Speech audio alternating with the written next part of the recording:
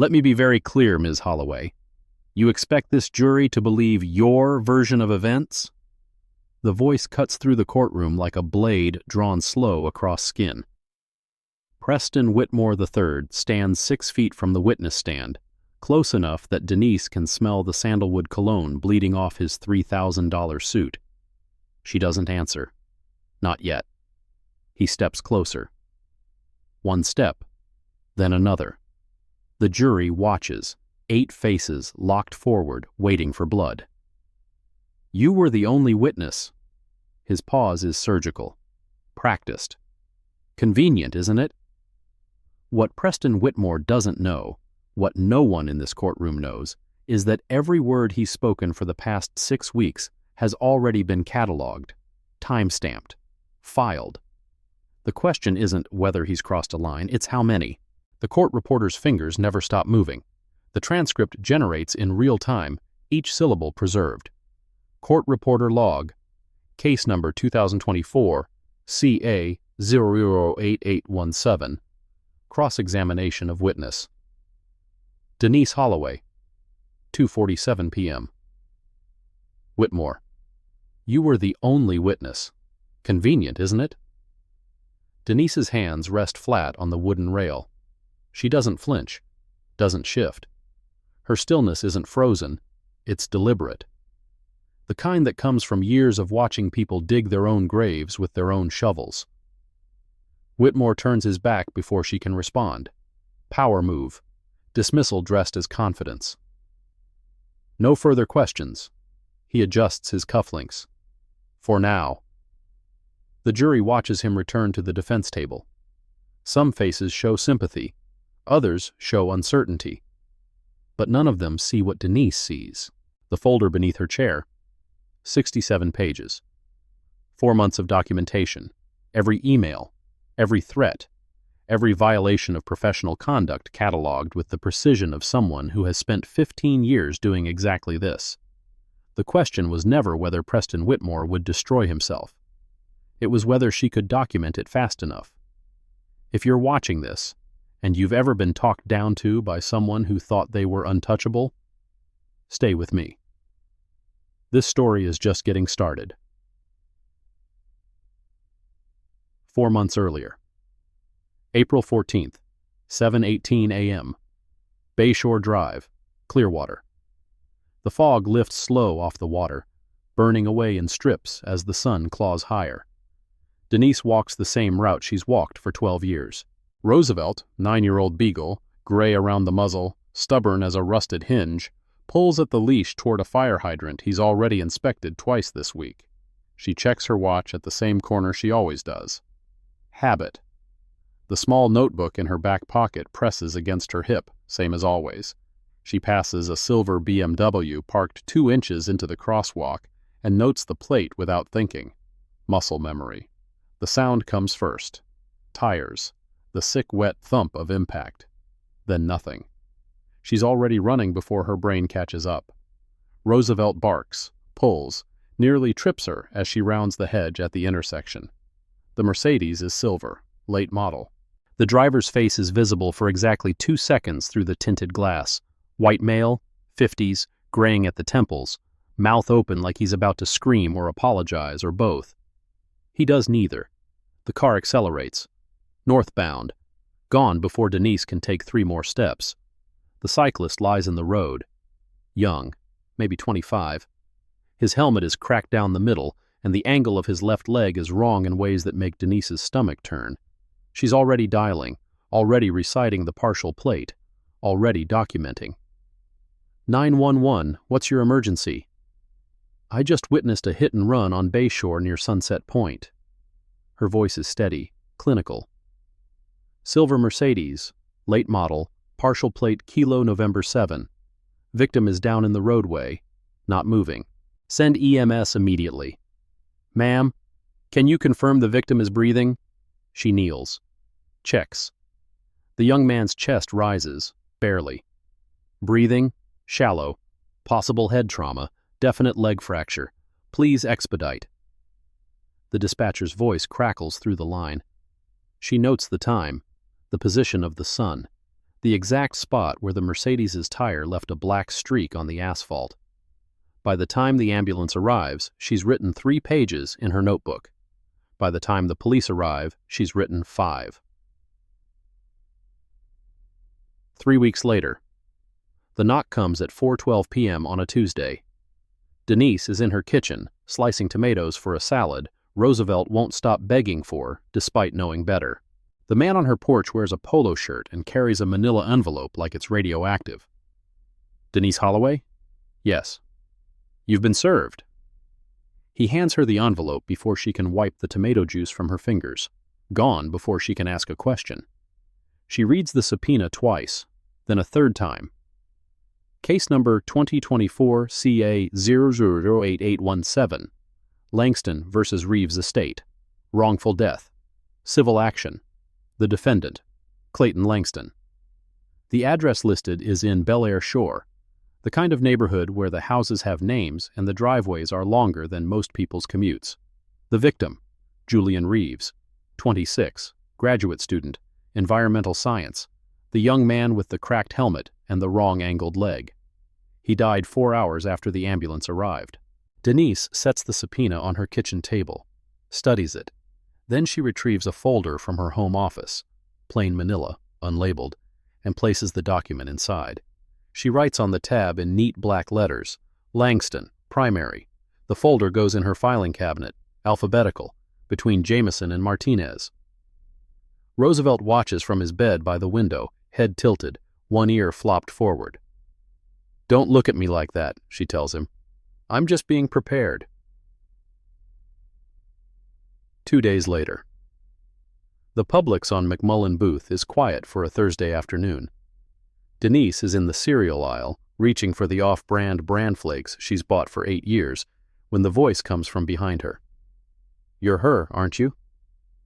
Denise turns. The woman is mid-40s, tennis whites, pearl earrings, blonde highlights that probably cost more than Denise's monthly grocery budget. Her smile doesn't reach her eyes. I'm sorry? The witness. The woman's gaze travels down Denise's body, then back up, assessing. In the accident case, Clayton's case. Denise doesn't confirm or deny, just waits. My husband is a good man. The woman steps closer, close enough that Denise can smell the perfume. Something floral, something expensive. Whatever you think you saw, you're mistaken. I documented what I observed. The court will determine the rest. The woman's smile tightens. People make mistakes, Ms. Holloway. Even witnesses. She leans in, especially witnesses who don't belong in certain neighborhoods. She walks away before Denise can respond, heels clicking on the tile, confidence radiating from every step. Denise pulls the notebook from her back pocket, writes, May 3rd, 3:42 p.m. Publix, McMullen Booth. Victoria Langston, presumed. Don't belong in certain neighborhoods. Verbal, no witnesses. She puts the notebook away, finishes her shopping, drives home. That night, she creates a second folder, labels it Langston, Ancillary. The truck appears on May 6th, gray Ford F-150, tinted windows, parked across the street from her townhouse at 7:43 a.m. Still there at noon. Still there at 6 when she returns from her evening walk with Roosevelt. Day 2. Same truck, same spot. Day 3. Same. On day 4, Denise walks outside with her phone, takes 6 photographs. License plate, angle of the truck, timestamp visible on the screen. The truck starts its engine, pulls away, doesn't return. That night, she adds the photographs to the ancillary folder, creates a new document, types, May 9, 2024, surveillance activity, gray Ford F-150, Florida plate, present outside residence, 7:43 a.m. to 6:15 p.m., days 1 to 3. Subject departed upon documentation of vehicle, identity of driver unknown, possible connection to Langston civil matter. Recommend continued monitoring. She saves the document, closes her laptop. Roosevelt is asleep on his bed, paws twitching in whatever dream beagles have. It's probably nothing, she tells him. She doesn't believe it. Chapter May 28th. The law offices of Whitmore, Ashby, and Cole occupy the 17th floor of a glass tower in downtown Tampa. The lobby is all marble and mahogany, portraits of stern-faced men lining the walls like a museum exhibit titled History of People Who've Never Been Told No. Denise arrives at 9:45 a.m., 15 minutes early. She wears a navy blazer, gray slacks, sensible flats. Nothing memorable. Nothing that screams anything except witness showing up for a deposition. Carmen Reyes meets her by the elevators. Plaintiff's attorney. Young, maybe 32, 33, sharp eyes, tired posture, the look of someone who's been outgunned since the moment she took the case. Ms. Holloway, thank you for coming. I was subpoenaed. I didn't have a choice. Carmen manages a small smile. Still, I know this isn't easy. She hands Denise a bottle of water. They're going to try to rattle you. Standard defense playbook. Just answer truthfully and don't volunteer anything beyond the question. I understand procedure. Carmen pauses. Something flickers across her face. Curiosity, maybe. Recognition of something she can't quite place. Then it's gone. Good, that's good. Let's head up. The conference room is designed to intimidate. Floor-to-ceiling windows overlooking the bay. A table long enough to seat 20. Leather chairs that probably cost more than most people's cars. Preston Whitmore III enters 12 minutes late. Deliberate. Every movement calculated to remind everyone in the room who holds the power here. He's exactly what the portraits in the lobby promised. Mid-60s, silver hair swept back like a news anchor from 1987, family signet ring on his right hand. His grandfather's portrait is visible through the glass wall behind his chair. Former state senator, former president of the Florida bar, former everything that mattered. Ms. Holloway. He doesn't offer his hand. Let's establish your qualifications as a witness. Where do you work? I work for the state.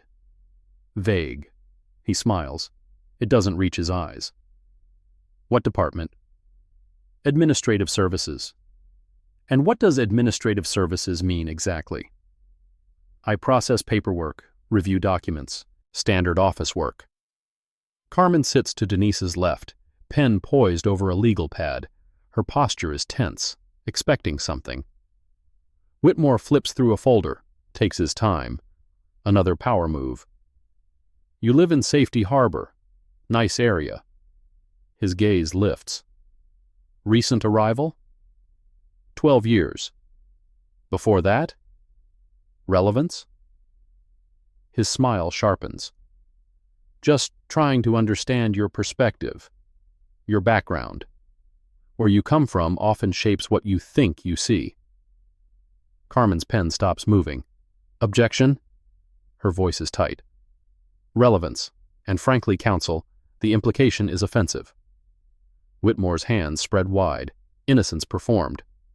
Withdrawn, for now.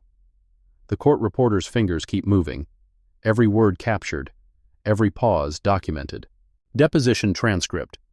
Case number 2024, CA 008817, page 47, lines 12 through 18. Whitmore. Where you come from often shapes what you think you see. Reyes. Objection. Relevance. And frankly, counsel, the implication is offensive. Whitmore. Withdrawn. For now. Denise's face reveals nothing, but her hand, beneath the table, makes a small notation on the legal pad she brought. Just 3 words. Bar Rule 4.8.4. The deposition lasts 4 hours. Whitmore asks about the accident, about the weather, about the angle of the sun, about whether Denise wears glasses, about whether she's ever been confused about what she's seen, about whether she has any personal feelings about wealthy people. Every question is designed to plant doubt, to establish her as unreliable, to make the jury wonder whether a black woman from wherever she came from could possibly be trusted to tell the truth about a white man worth $40 million? Denise answers every question, accurately, minimally, no elaboration, no emotion. When it's over, Carmen walks her to the elevator. "You did well." "I told the truth, that's all." Carmen hesitates. "Denise, I have to be honest. Whitmore is connected. The judge assigned to this case, Roland Crane, they golf together. I've filed a motion to recuse. It was denied." "On what grounds?" "Crane said social acquaintance doesn't constitute conflict of interest." Carmen shakes her head. "He cited in re Murchison, but the application is thin, very thin." "I'd recommend documenting every instance of potential bias. Create a record for appeal." Silence. Carmen stares at her, really stares, for the first time. That's very specific advice. Most witnesses just ask if they should be worried. Denise presses the elevator button. "I prefer preparation to worry." The parking garage is quiet at 6:15 p.m. Level 3. Concrete and shadows and the echo of footsteps. Denise is 20 feet from her car when the man steps out from behind a pillar. She recognizes him immediately. The build, the crew cut, the cheap cologne that clings to him like a warning sign. He was the truck. Days 1 through 3. "Watch where you're going." He doesn't step aside, doesn't move. Just stands there, blocking her path, close enough that she can see the yellow staining his teeth. "Excuse me." "You heard me?" He leans forward. "Watch where you're going." Denise doesn't step back. "I'd like to get to my car." "Free country." His smile is the kind that makes children cross streets. "Just making conversation, being friendly." "We're not friends." "No." He steps closer. She can smell the cigarettes now, layered beneath the cologne. "We're not, but you should know. People are watching. People who care about the truth." "Is that a threat?" "It's a fact." His eyes travel down her body, back up, taking inventory. This town has a long memory. Witnesses who lie, they don't do well here. He holds the moment. 1 second. 2. Then he steps aside, walks away. His boots echo against the concrete until they fade to nothing. Denise waits until he's gone. Then she pulls out her phone, photographs the direction he walked, the time, the level number on the wall. At home, she adds to the folder. May 28th, 6:15 p.m. Whitmore parking structure, level 3, male, 40s, approximately 6'1", crew cut, brown jacket, smoker, cheap cologne. Deliberate confrontation. Witnesses who lie don't do well here. Possible intimidation. Possible connection to F-150 surveillance. She saves the document, creates another file, labels it Callaway, Trent, suspected. Something tells me you know where this is going, but I promise you don't. Not even close. Keep watching. June brings the heat. 92 degrees by 9 a.m. Humidity thick enough to drink. The kind of summer that makes Florida feel less like a state and more like a punishment. Denise maintains her routine. Morning walks with Roosevelt. Work. Evening reading. Documentation. The folder grows thicker. June 3rd. A letter arrives from Whitmore, Ashby & Cole. Request for supplemental information regarding witness Holloway's background. 16 pages of questions, half of them irrelevant, all of them designed to fish. June 5th. Carmen files an objection. Cites Florida Rule of Civil Procedure 1.280. Discovery must be relevant and proportional to the needs of the case. June 8th. Victoria Langston posts in the Clearwater Neighbors Watch Facebook group.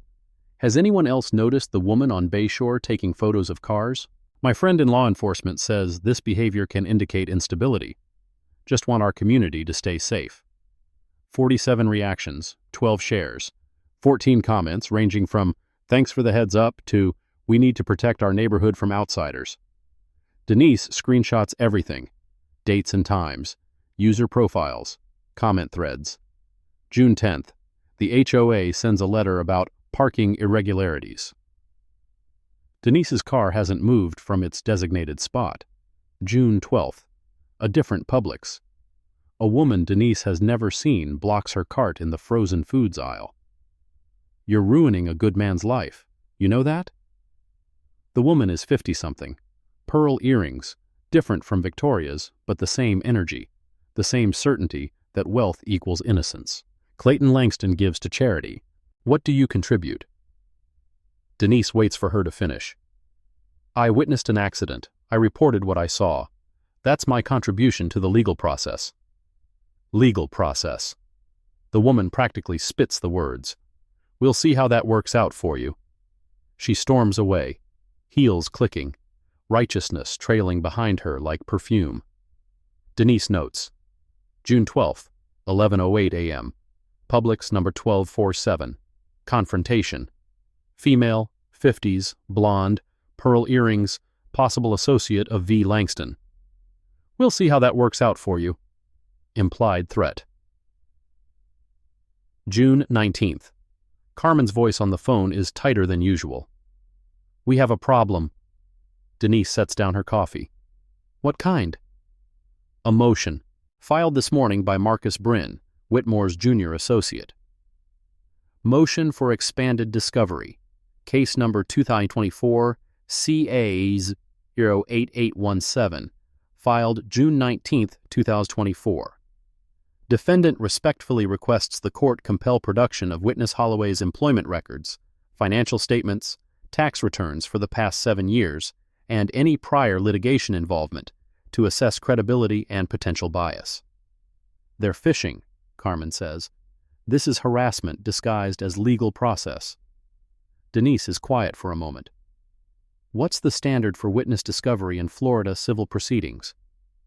Florida Rule 1.280. Discovery has to be relevant and proportional. File an objection. Cite Allstate Insurance Company versus Bosher, the 4th DCA limited witness discovery to matters directly bearing on testimony. Employment records and tax returns don't qualify unless they can establish specific bias. Silence on the line. How do you know that case? I read extensively. Another pause, longer this time. Denise. Who are you? Someone who takes documentation seriously. File the objection. Let me know what the judge says. Chung. June 23rd. The motion is denied. Judge Crane calls the request overly broad and potentially harassing. It's a small victory. Carmen sounds surprised when she delivers the news. I didn't expect him to rule in our favor. Maybe he's worried about the appellate record. Maybe. Carmen hesitates. Or maybe he knows something we don't. June 25th. Trent Calloway, the man from the parking garage, sits in Preston Whitmore's corner office, boots propped on a coffee table that costs more than most people make in a month. Whitmore doesn't look up from the file in his hands. Anything useful? She's clean, Calloway shrugs. Too clean. No social media, no debt. Pays her taxes early. No criminal record, no civil judgments. It's weird. Everyone has something. Not her. I've been watching for 3 weeks. Morning walks. Same route, same time. She shops at 2 different Publix locations. Drives a 12-year-old Honda. Lives alone except for a dog. He pauses. The only thing unusual is how organized she is. Everything she does is documented. Notes, photos, files. Whitmore sets down the folder. That's not normal behavior for a random witness. No, it's not. What about her employer? You said she works for the state. I couldn't verify it. Her records are partially sealed. Sealed? Whitmore's eyes narrow. Why would a clerk have sealed records? Calloway spreads his hands. I'm still digging, but whoever she is, she knows how to stay invisible. Whitmore is quiet for a long moment. Keep digging, he says finally. Everyone has something. Find it. July. The heat intensifies. So does the pressure. July 2nd. Denise's neighbor, Mrs. Patterson, 73, widowed, has lived in the townhouse next door for 20 years. Stops waving when Denise walks past. Doesn't respond when Denise says good morning. Small things.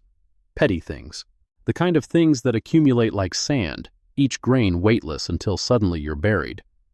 July 5th. A man in a pickup truck slows as Denise walks Roosevelt. Rolls down his window. Stares. Drives on without a word. July 8th. Her mailbox is knocked off its post. Accident, maybe. Vandalism, maybe. She documents it anyway. July 10th. Carmen calls. They've filed something new. I'm sending it now. The email arrives 30 seconds later. Emergency motion to exclude witness. Case number 2024 CA 008817. Filed July 10, 2024. Defendant has obtained documentation suggesting witness Holloway has a prior conviction for fraud in Duval County, Florida, dated 2016. This undisclosed criminal history renders her testimony unreliable under Florida Statute Section 90.61 which permits impeachment of witnesses through evidence of prior convictions involving dishonesty. Attached, a certified court record, case number 2016 CF 004892, plaintiff, State of Florida. Defendant, Denise Holloway. Charge, fraud. Disposition, guilty. Sentence, probation. Denise stares at the document. Denise. Carmen's voice is careful, measured. I need you to tell me the truth. Is there anything in your past? I have never been convicted of any crime. I have never been charged with any crime. That document is fraudulent. Can you prove that? Can they prove it's authentic? Denise's voice doesn't waver. The burden isn't on me. But yes, I can prove it's false. The case number format is wrong. What do you mean? Duval County switched to a new case numbering system in 2015. The format they used in 2016 was different from what's on this document. This uses the pre-2015 format. It's fabricated. Silence. How do you... Carmen stops herself. Never mind. I'm filing a motion to strike and requesting sanctions. You should also request an evidentiary hearing.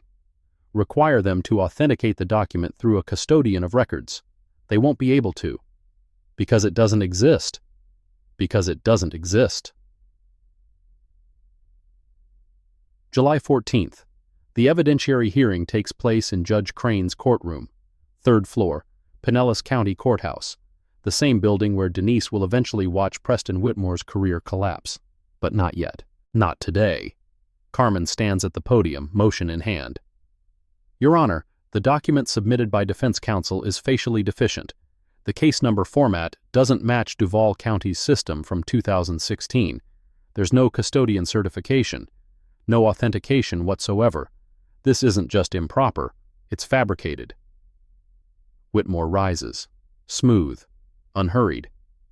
Your Honor, we obtained this document in good faith from a licensed records search company. If there are irregularities, surely the witness herself can explain them. The witness isn't required to explain fabricated evidence, Your Honor. Carmen's voice sharpens. Florida Evidence Code 90.901 requires authentication before admission. This document has no foundation, no chain of custody, no verification from any court clerk in Duval County because it doesn't exist in their system. Judge Crane leans back in his chair. He's 64. Gray, the kind of face that's presided over thousands of motions and forgotten most of them. Ms. Reyes, I understand your concern, but the document raises questions about the witness's credibility. The jury should have the opportunity to weigh that credibility themselves. Your Honor, I'm going to deny the motion to strike. The document will be admitted. The witness can address it on cross-examination. Carmen's pen freezes over her legal pad. Note my objection for the record. Noted. Hearing transcript, July 14, 2024. Page 12. The Court. I'm going to deny the motion to strike. The document will be admitted. Reyes. Note my objection for the record. The court. Noted. Denise sits in the gallery, third row. Her face reveals nothing, but beneath her notepad, her hand moves. Crane. 90.901 violation. Admitted unauthenticated document over proper objection. Abuse of discretion. Potential basis for appellate reversal. That night, the news breaks. Clearwater Daily. Witness in Langston case has prior fraud conviction, defense claims. The story runs at 10 p.m. By midnight, it's been shared 400 times. By morning, it's the top trending topic on local Facebook groups. Denise's phone buzzes with messages she doesn't answer, emails she doesn't open. She documents the coverage instead. Screenshot. Timestamp. Source. Archive. By 9 a.m., the ancillary folder has grown by 37 pages. July 18th. The parking garage. Again. This time, Trent Calloway doesn't bother with subtlety. He's leaning against her car when she arrives, arms crossed, smile wide, the confidence of a man who knows he has backup. Working late, Ms. Holloway? Please step away from my vehicle. Just being friendly. He doesn't move. Wanted to give you a heads up. People are talking. That fraud conviction, it's making waves. There is no fraud conviction. The document is fabricated. That's not what the news says. The news is wrong. He laughs, low, ugly. Lady, the news says what powerful people want it to say. And right now, powerful people want everyone to know that Denise Holloway is a liar. He pushes off the car, steps toward her. Maybe you should think about that. Think about whether this case is worth everything you're about to lose. Denise doesn't step back. Are you threatening me? I'm giving you advice. His voice drops. Walk away. Recant your statement. Say you were confused about what you saw. And all of this goes away. And if I don't? His smile vanishes. Then things get a lot worse. For you, for your dog, for that nice little townhouse you love so much. He leans in, close enough that she can feel his breath. This town has a long memory, Ms. Holloway, and the Langstons have even longer reach. He holds the moment, then he steps back, turns, walks away. Denise waits until his truck disappears around the corner. Then she pulls out her phone, records a voice memo. July 18th, 2024, 9:47 p.m. Whitmore Parking Structure, Level 2. Trent Calloway, identified by physical appearance, matching surveillance documentation. Direct threat? Things get a lot worse. For you, for your dog, for your townhouse. Explicit reference to Langston influence. Attempted witness tampering under Florida Statute Section 914.22. She saves the memo, drives home, adds to the folder. July 20th. A letter in her mailbox. No return address. Tampa postmark. She photographs the envelope before opening it. The letter inside is typed. Unsigned. You don't belong here. Drop the case or face consequences. We know where you sleep. Denise reads it twice. Then she retrieves an evidence bag from her kitchen drawer, standard clear plastic, the kind used for chain of custody, and seals the letter inside. She photographs the sealed bag. Notes the time. Notes the date. Notes the postmark. The folder grows by 4 pages. July 22nd. Carmen calls at 7 a.m. The trial date is set, September 3rd. That's 6 weeks. Crane is pushing it through. Whitmore requested an expedited schedule, and Crane granted it. Over your objection? I didn't get a chance to object. He said it ex parte. Denise is quiet. That's unusual. That's Crane. Carmen sighs. I've been practicing in this county for 8 years. I've never seen him move this fast for anyone, except when Whitmore asks. Document it. I am. But documentation doesn't help if we can't get a fair trial. You'd be surprised. August. The weeks blur together. Depositions, motions, counter-motions, the machinery of civil litigation grinding forward with the inevitability of weather. Denise maintains her routine, watches, waits, documents. August 2nd. A FOIA request Carmen filed 3 weeks earlier finally yields results. Public Records Response. Pinellas County Sheriff's Office, August 1st, 2024. Reference request number PR-2024-4892. Records responsive to your request include 1. Incident report for hit and run, April 14, 2024. 2. Witness statement by D. Holloway. 3. Internal memorandum dated April 18, 2024. Carmen forwards the response with a single line. They redacted something.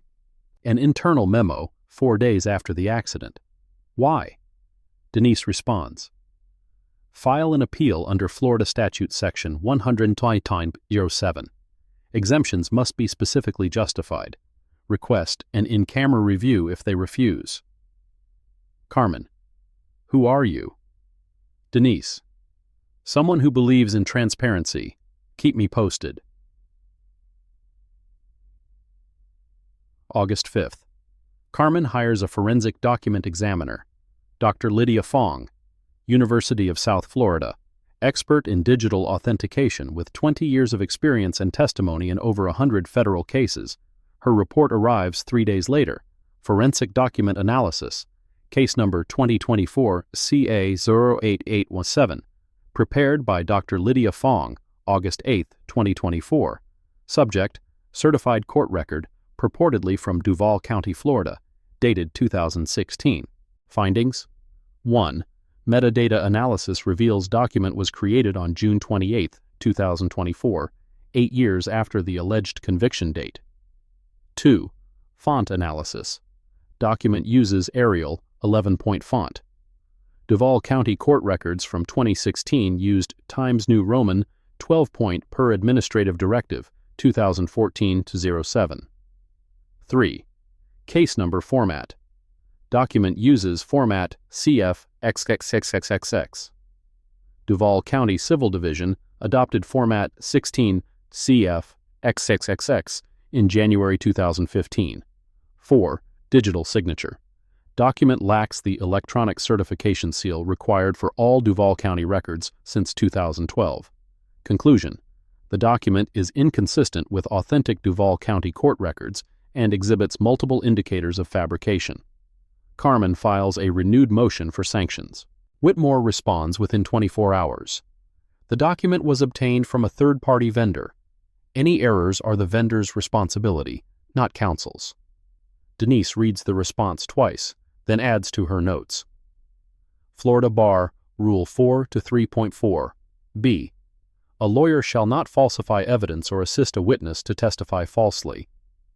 Obtained from a vendor does not absolve counsel of the duty to verify authenticity before submission to the court. Whitmore either knew the document was false or failed to exercise due diligence. Either constitutes a violation. August 10th. A second FOIA response arrives. This one includes something Carmen didn't expect. Body cam footage. Pinellas County Sheriff's Office. Body cam footage log. Unit 447. Deputy Marcus Webb, April 14, 2024, 7:28 a.m. Carmen sends the video file with a note. Watch at 7:32:18. Denise opens the file, scrubs to the timestamp. The footage is standard. Deputy Webb approaches the scene, speaks to Denise, takes her statement. Professional, routine. Then, at 7:32:18, Webb steps away, receives a radio call, but the body cam keeps recording, and picks up his voice. Yeah, it's her, the witness. A pause. She seems, I don't know, too calm, like she's done this before. Another voice, tinny through the phone. Keep an eye on her. Let me know if she says anything interesting. Copy that. Denise plays it 3 times. Too calm, like she's done this before. The observation is more accurate than Deputy Webb could possibly know. Gee. August 12th. A restaurant in Tampa. Private booth. Dim lighting. The kind of place where conversations happen and no one remembers seeing anyone. Denise arrives at 7 p.m. The man is already there. Gerald Fontaine, 63, gray suit, distinguished in the way that only comes from decades of quiet power. He stands when she approaches, pulls out her chair. Miss Holloway. Mr. Fontaine? They order, wine for him, sparkling water for her. The waiter disappears. How much longer? Fontaine asks. The trial starts in 3 weeks. I need to see this through. The office is concerned. He chooses his words carefully. If this becomes public before proper documentation is complete, it won't. I've been careful. You always are. He slides a folder across the table. Manila, unmarked. The preliminary review is substantial. When you're ready? Denise doesn't open the folder, just nods. I'll be ready. I know you will. Fontaine lifts his wine glass. But Denise, be careful. Whitmore has connections beyond what we initially assessed. Old money, political donors, the kind of people who make problems disappear. I've dealt with his kind before. Not like this. His eyes hold hers. Not when you're the target instead of the investigator. She doesn't respond. After a moment, Fontaine sets down his glass. The bar will support you, whatever you need, but the timing has to be right. I know. And if it goes wrong, it won't. He studies her for a long moment, then nods. 15 years, he says quietly. 15 years, and you've never lost a case. I don't intend to start now. The evidence was mounting. The players were in position, but the real game hadn't even started yet. If you think you know what happens next, stay right here. August 18th. Carmen's inbox receives an email at 11:47 p.m. No sender name. Anonymous account. Subject line, Langston case. You should know. The fraud conviction document was created on a computer registered to Whitmore, Ashby & Cole. It contractor talked. Check the MAC address. No signature. No follow-up information. Just 7 lines that change everything. Carmen forwards it to Denise immediately. Someone inside the firm is feeding us information. Denise reads the email 3 times. Or someone wants us to think that. What do you mean? If the information is accurate, it's valuable. If it's planted to make us overreach, it's a trap. How do we know which? We verify independently. Request the computer's network logs through discovery. If they resist, file a motion to compel. If the MAC address matches, we have proof of fabrication at the source. And if they destroy the evidence? Then we have proof of spoliation, which is almost as good. Carmen is quiet for a long moment.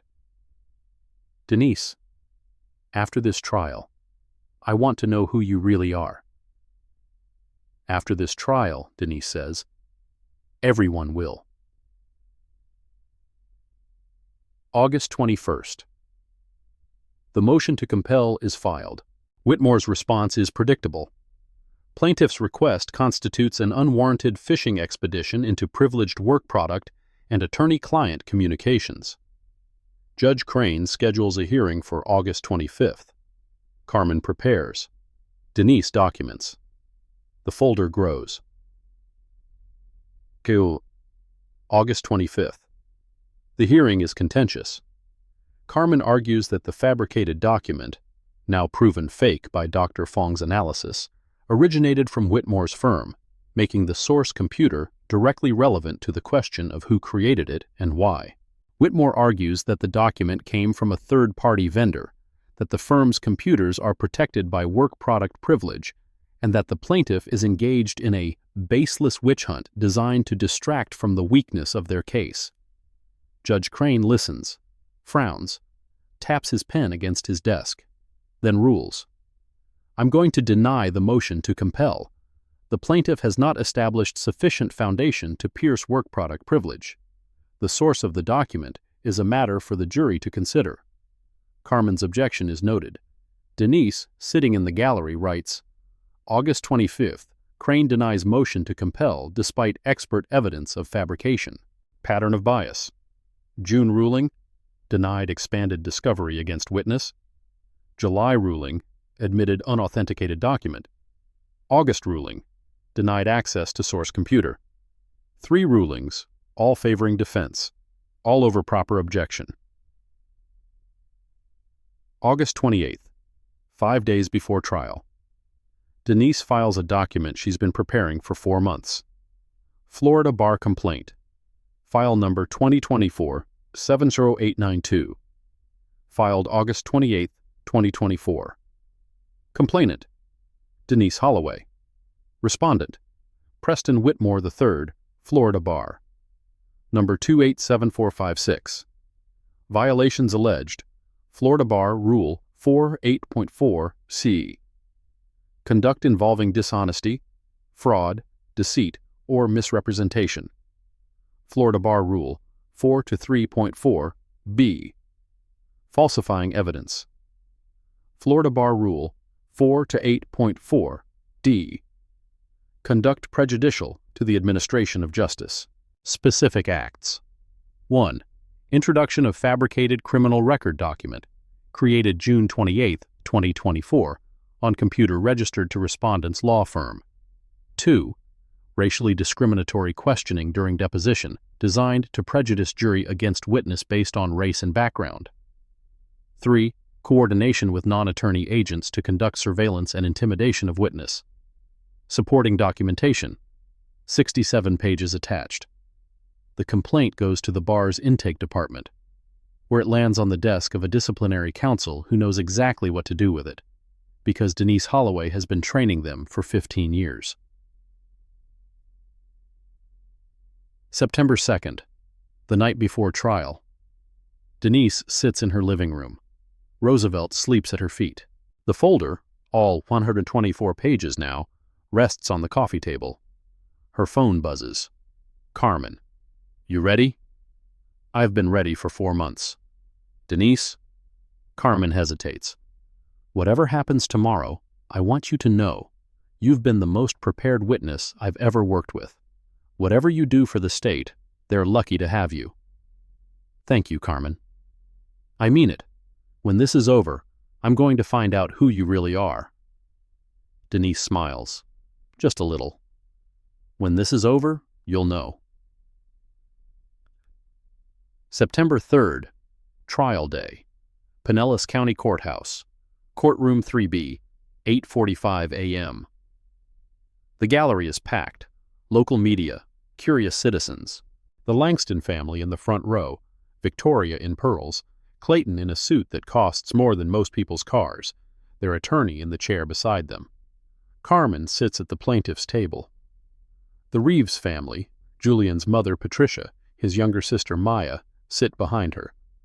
Quiet, grieving, hoping. Denise enters at 8:52 a.m., takes a seat in the third row, folder in her lap, face neutral. Preston Whitmore arrives at 8:57 a.m., late enough to make an entrance, early enough to avoid contempt. Judge Crane takes the bench at 9 a.m. sharp. All rise. The trial begins. Charge. The first 2 days are procedural. Opening statements. Carmen presents the case. Clayton Langston struck and killed Julian Reeves in a hit-and-run, fled the scene, and lied about his whereabouts until witness testimony and forensic evidence forced him to admit he was driving. Whitmore presents the defense. The accident was tragic but unintentional. Mr. Langston panicked. He made a mistake. But he's not a criminal. He's a pillar of the community who deserves compassion, not condemnation. The jury listens. Denise documents. Day 3. Carmen calls her to the stand.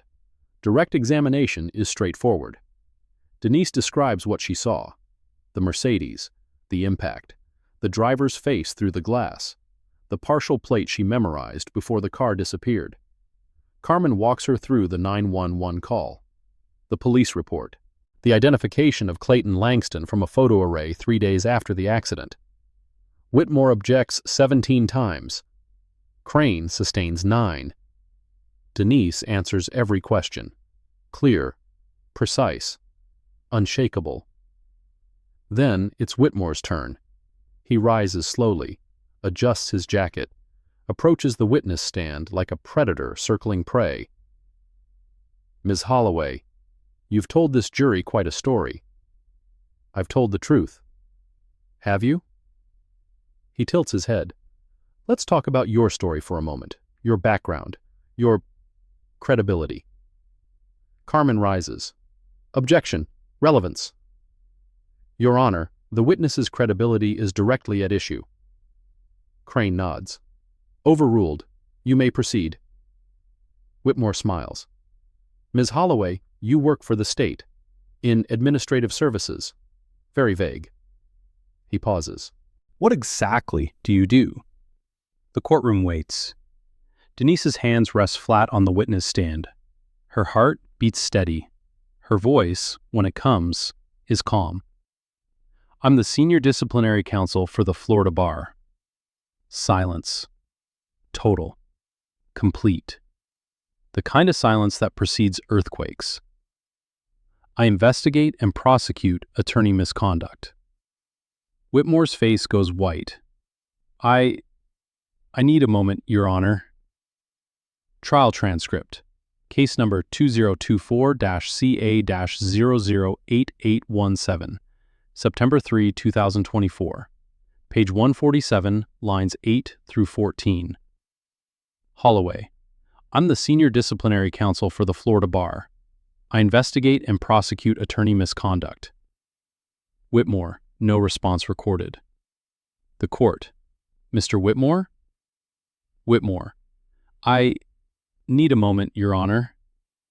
Denise continues. For the past 4 months, I have documented every violation of professional conduct committed in this case. She turns to Carmen. I would like to submit for the record a formal complaint filed with the Florida Bar dated August 28, 2024. Carmen rises. Your Honor, the plaintiff moves to admit Exhibit 47. The folder opens. 67 pages. 4 months of evidence. Every threat, every lie, every fabricated document. Florida Bar complaint. File number 2024-70892. Filed August 28, 2024. Complainant. Denise Holloway, Senior Disciplinary Counsel. Respondent. Preston Whitmore III. Violations. Florida Bar Rules 4.8.4 C, 4.3.4 B, and 4.8.4 D. Specific violations include 1. Introduction of fabricated criminal record, created June 28, 2024, on computer registered to respondent's firm. 2. Racially discriminatory questioning designed to prejudice jury. 3. Coordination with non-attorney agents to intimidate witness. Whitmore's voice cracks. Your Honor, this is entrapment. She concealed her identity to Mr. Whitmore. Judge Crane's face has gone pale. I would advise you to stop talking. The courtroom erupts. Carmen rises. Your Honor, in light of this disclosure, the plaintiff submits additional exhibits. Exhibit 48. Dr. Lydia Fong's forensic analysis. Metadata proving the fabricated document was created on June 28, 2024, 8 years after the alleged conviction, on a computer with a MAC address registered to Whitmore, Ashby & Cole, Workstation 17C, assigned to Marcus Bryn, Associate. Exhibit 49. Denise's memorandum documenting Trent Calloway's threats in the parking garage. Witnesses who lie don't do well here. Things get a lot worse. For you, for your dog, for your townhouse.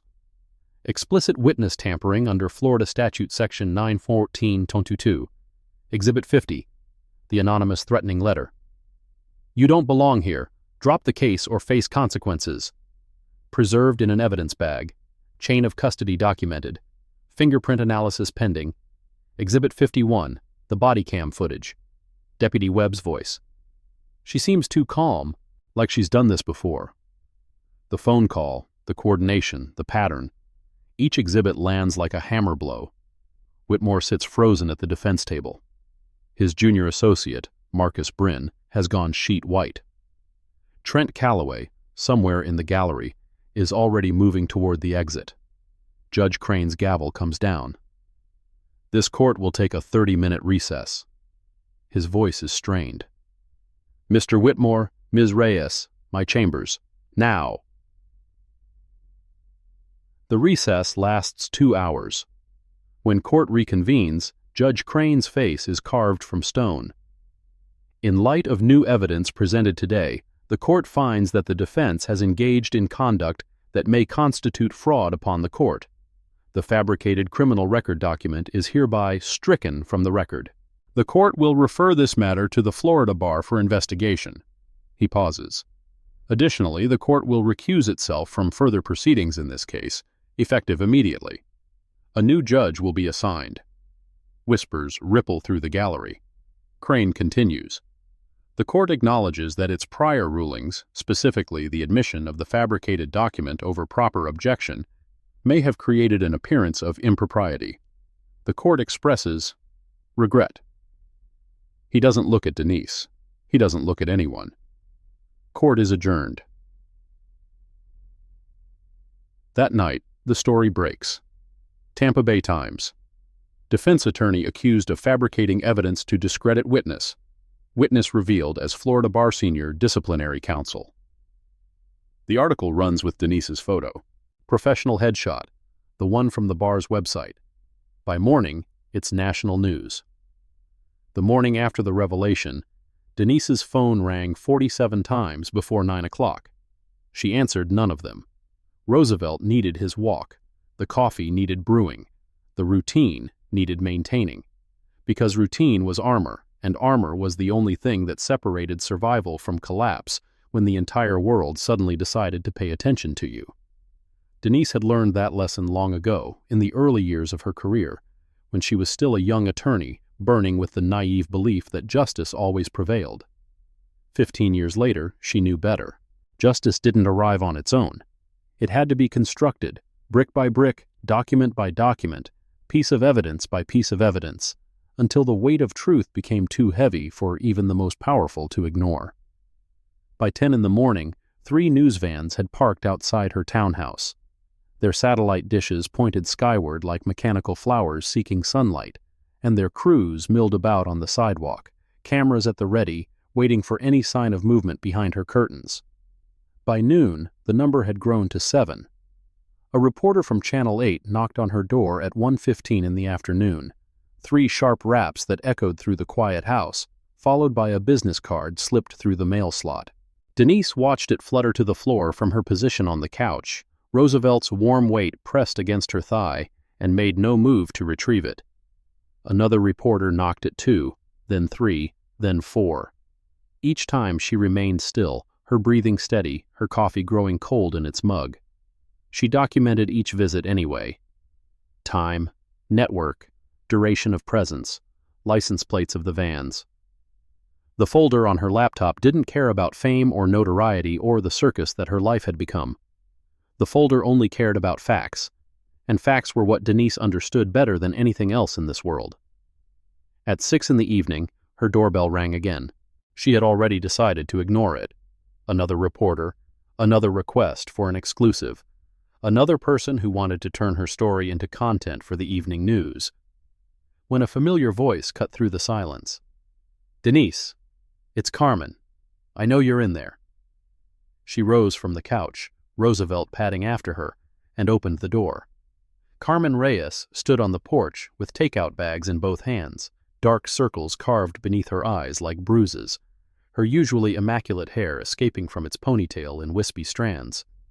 She looked like she hadn't slept in days. She probably hadn't.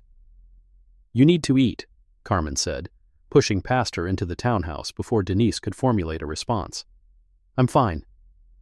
"You're not fine. No one is fine after what happened yesterday."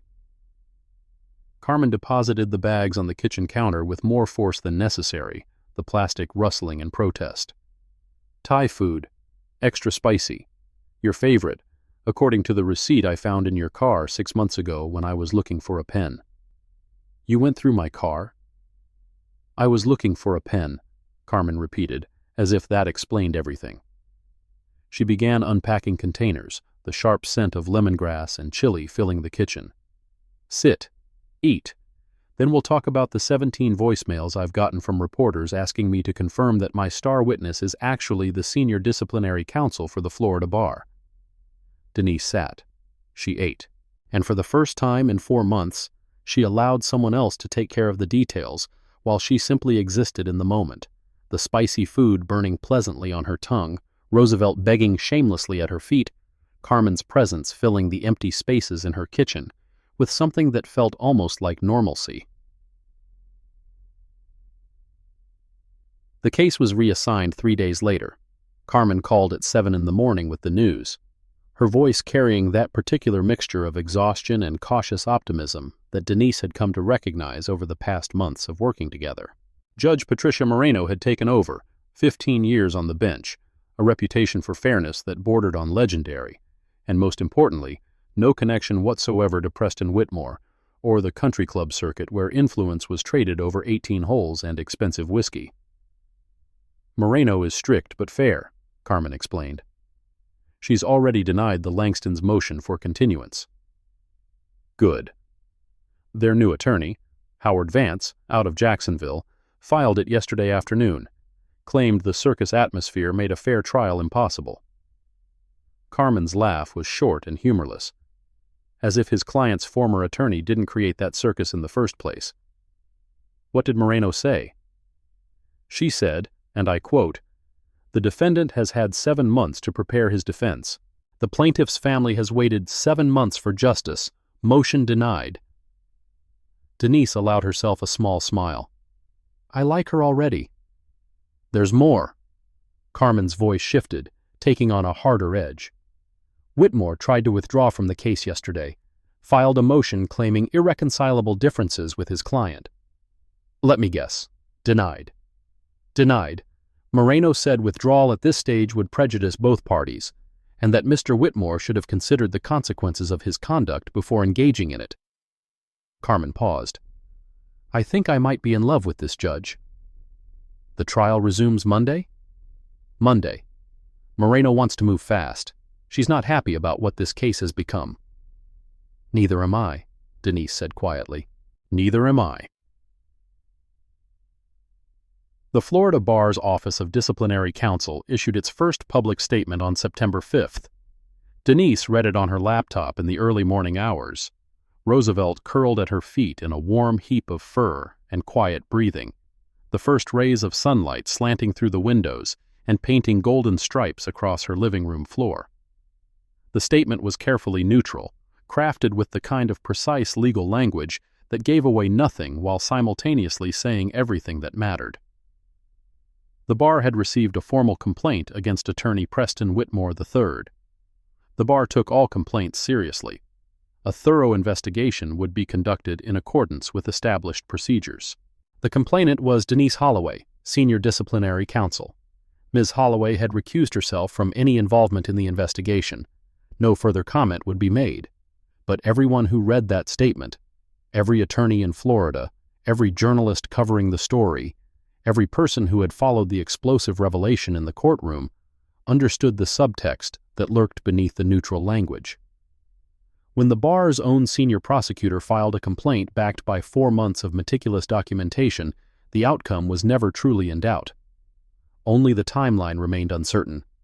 And Denise had learned long ago that timelines, in the end, were just another form of documentation. The harassment didn't stop with the revelation. It evolved. On September 6th, at 2:14 in the afternoon, Denise returned from walking Roosevelt to find a manila envelope taped to her front door.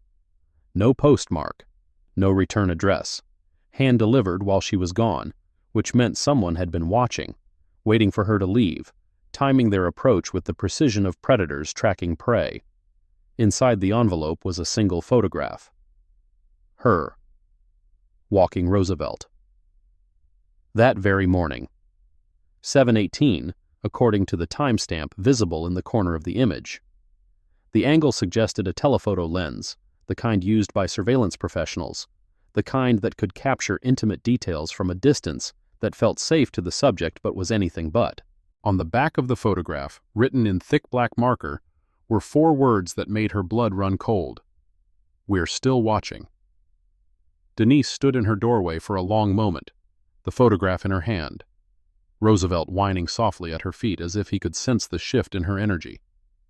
Then she did what she had always done, what she would always do, what had become as natural to her as breathing over 15 years of investigating misconduct. She photographed the envelope. She photographed the photograph itself, front and back. She photographed the tape residue on her door, the angle of the sun, the position of the envelope when she'd found it. Then she called the Pinellas County Sheriff's Office and filed a report. The deputy who responded was young, mid-20s maybe, with the earnest face of someone who still believed in the system he served. He took her statement with careful attention, his pen moving steadily across his notepad, his questions professional and thorough. But there was something else in his demeanor, a nervousness that Denise recognized immediately.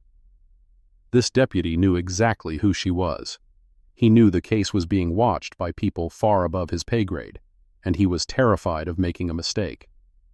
"Ma'am, given the circumstances, we can increase patrols in your area," he offered. "I appreciate that. And if you'd like, we can connect you with victim services, counseling, security assessments, whatever you need." "That won't be necessary." He hesitated, his pen hovering above the notepad. "Ma'am, Ms. Holloway, with respect, you're the target of an ongoing intimidation campaign. The people doing this have already shown they're willing to fabricate evidence and make direct threats. Taking precautions isn't weakness, it's common sense." Denise looked at him then. Really looked, for the first time since he'd arrived. Young face, earnest eyes, a name tag that read, "Wee BB." The name hit her like a bucket of ice water. Marcus Webb. The body cam footage from April. The voice on the recording saying she seemed too calm, like she'd done this before. The instruction to keep an eye on her. "Deputy Webb," she said slowly, her voice carrying a dangerous calm that made his face go pale. "We've met before. April 14th. You were the responding officer to the hit and run on Bayshore Drive." His pen stopped moving. Yes, ma'am, I remember. I have body cam footage from that day. At 7:32 in the morning, you stepped away from me and made a phone call. You told someone, I don't know who, that I seemed too calm, that I seemed like I'd done this before. Then you said, and I quote, "Keep an eye on her. Let me know if she says anything interesting." Webb's hand moved toward his belt, then stopped. He didn't know what to do with it, didn't know what to do with any part of himself in this moment. "Who were you talking to, deputy?" Silence stretched between them, thick and suffocating. "Deputy Webb, who were you talking to?" His voice cracked when he finally spoke. I can't." "You can, and you will, either here, now, to me, or later, under oath, to investigators who will be far less patient than I am." She stepped closer, and he actually flinched. "Who were you talking to?" He broke. The confession came out in a rush, words tumbling over each other like water breaching a dam. Calloway. Trent Calloway. A private investigator who worked for Whitmore's firm. He'd called Webb that morning, said he had a client interested in the accident, asked him to keep the PI informed about any witnesses. It was just information. Just a little side money. Webb hadn't known what they were planning. He swore to God he hadn't known they were going to fabricate evidence, threaten her, stalk her for 4 months. "I'm sorry," he said, and there were actual tears in his eyes. "I'm so sorry. I needed the money. Calloway pays well, and I didn't think—" "No," Denise cut him off, her voice like ice. "You didn't think. Get out of my house, deputy. And when the investigators come, and they will come, I suggest you tell them exactly what you just told me. Because if I find out you lied to them, I will personally ensure that every day of the rest of your career is spent regretting it." He fled. She closed the door behind him and leaned against it, her heart pounding, her hands shaking with a mixture of rage and vindication. Then she pulled out her phone and added to the folder. September 6th. Deputy Marcus Webb. Admitted coordination with Trent Calloway. Paid informant within Sheriff's Office. Scope of corruption unknown. Requires further investigation. The network was deeper than she'd realized. But she was deeper still.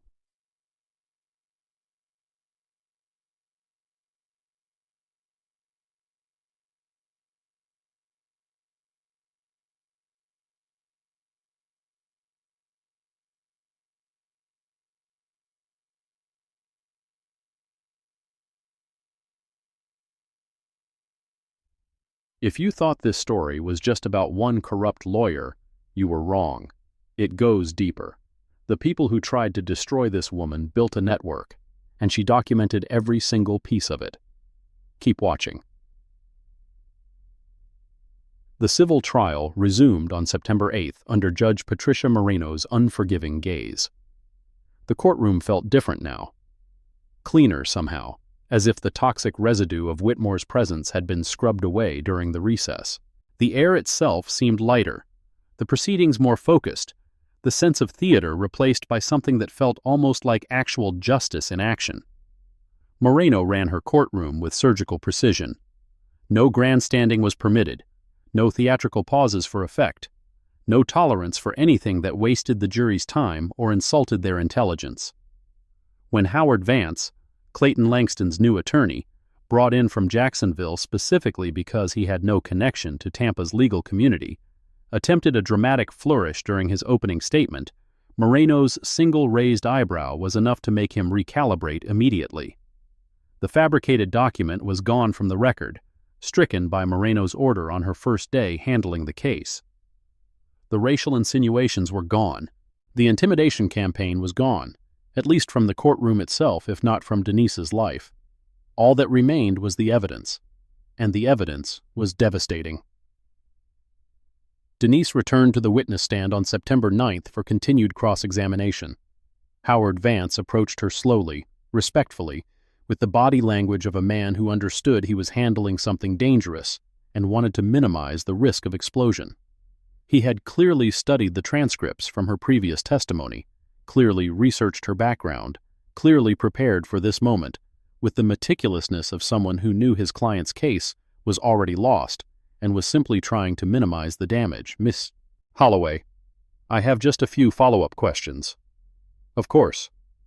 "You testified yesterday that you witnessed the accident on April 14th, that you saw the defendant's vehicle strike Mr. Reeves, that you memorized the partial license plate." "That's correct." "And you made a 911 call immediately?" "Within 60 seconds of the impact."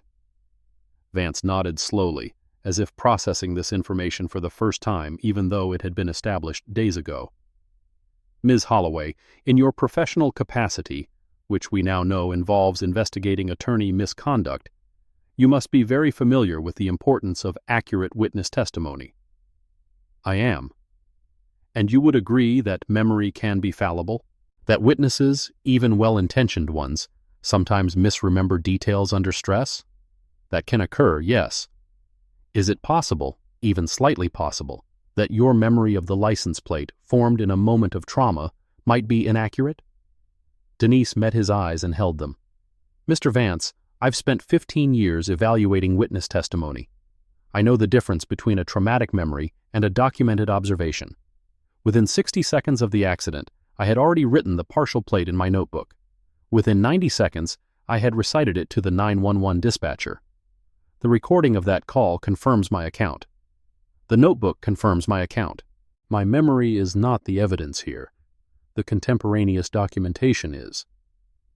Vance paused, recognizing the futility of this line of questioning. No further questions. Carmen called the forensic accident reconstruction expert on September 10th. Dr. Harold Menkins had 30 years of experience and testimony in over 200 cases across 12 states. He was the kind of expert witness who could make physics feel accessible to a jury of ordinary citizens, translating complex calculations into simple, undeniable truths. He walked the jury through the reconstruction with the patience of a teacher who genuinely wanted his students to understand. The speed of the Mercedes. Estimated 47 miles per hour in a 35 zone based on the damage patterns and debris scatter. The point of impact, directly in the marked bicycle lane where Julian Reeves had every legal right to be. The trajectory of Julian's body after impact, thrown 18 feet before coming to rest on the asphalt, his helmet cracked, his life ending in a matter of moments. In your expert opinion, Dr. Menkins, Carmen asked, could the driver have failed to see the cyclist? No. The word was absolute, leaving no room for doubt. The sight lines at that intersection are completely unobstructed. The morning sun was behind the driver, not in his eyes. The cyclist was wearing a bright yellow jacket and had reflective strips on his helmet. Any driver paying reasonable attention would have seen him from at least 200 feet away. And in your expert opinion, was the driver paying reasonable attention? No. The evidence clearly suggests the driver was either significantly distracted or potentially impaired. The complete absence of braking marks at the scene indicates no attempt whatsoever to slow down before impact. The Mercedes struck Mr. Reeves at full speed and continued accelerating afterward. Vance's cross-examination attempted to frame the reconstruction as speculative, as one expert's interpretation rather than scientific fact. Dr. Menkins dismantled the argument with a single sentence. The laws of physics aren't speculative, counselor. Mass times velocity equals momentum. The Mercedes weighed approximately 4,000 pounds. At 47 miles per hour, the impact force was more than sufficient to cause fatal injuries. These are facts, not opinions. The math doesn't lie. Clayton Langston took the stand on September 11th. He was the defense's only witness. A calculated gamble by Vance to humanize the man behind the Mercedes, to transform him from a wealthy defendant who had fled the scene of a fatal accident into a sympathetic figure who had made a terrible mistake in a moment of panic. Langston wore a gray suit that probably cost more than most jurors made in a month. His face was carefully composed, the product of weeks of coaching by lawyers and media consultants who had taught him how to project remorse without admitting culpability. He looked like what he was, a man fighting for his financial life, willing to say whatever was necessary to minimize the judgment against him. Vance led him through the direct examination gently, like a handler working with a skittish animal. Mr. Langston, can you describe what happened on the morning of April 14th? Langston's voice was steady, almost too steady, as if he'd rehearsed these words so many times they'd lost all genuine emotion. I was driving to my office, the same route I'd taken for 12 years. I was approaching the intersection at Bayshore and Sunset Point when I felt an impact. I didn't see what I hit. I thought it might have been debris or maybe an animal. I was frightened. I panicked. I made the worst decision of my life. What did you do? I kept driving. His voice cracked here, artfully, perfectly timed. I've asked myself every day since then why I didn't stop, why I didn't call for help, and the only answer I have is fear. Pure, overwhelming fear. I'm not proud of it. I'm deeply ashamed of it, but I'm telling you the truth. Carmen's cross-examination was surgical, precise, devastating. Mr. Langston, you testified that you didn't see what you hit. That's correct, but you also testified that you felt an impact. Yes, an impact significant enough that you thought you might have hit debris or an animal. Yes, and yet you didn't stop to check. No. You didn't even slow down. No. The forensic evidence shows no braking marks at the scene, none whatsoever, which means you maintained your speed, 47 miles per hour, through the entire impact and afterward. Langston's practiced composure began to crack. I don't remember the specifics. You don't remember whether you hit the brakes after striking something significant enough to feel inside a 4,000-pound luxury vehicle? It happened so fast. Mr. Langston? Carmen stepped closer to the witness stand, her voice dropping to a tone that commanded absolute attention. Julian Reeves was wearing a bright yellow jacket. He was in a marked bicycle lane. It was broad daylight with perfect visibility. You were going 12 miles per hour over the posted speed limit, and you want this jury to believe you didn't see him? I didn't. You saw him, Mr. Langston, you hit him, and you drove away because you knew that stopping would mean consequences. Wouldn't it? A wealthy man in a $100,000 car, speeding through a residential neighborhood, killing a 26-year-old graduate student. That would make the news. That would follow you forever. So you made a choice. You chose yourself over Julian Reeves's life. Objection. Vance was on his feet. Argumentative. Judge Moreno's voice was flat, final. Overruled. The witness may answer. Langston's face had gone white. I made a mistake. A mistake.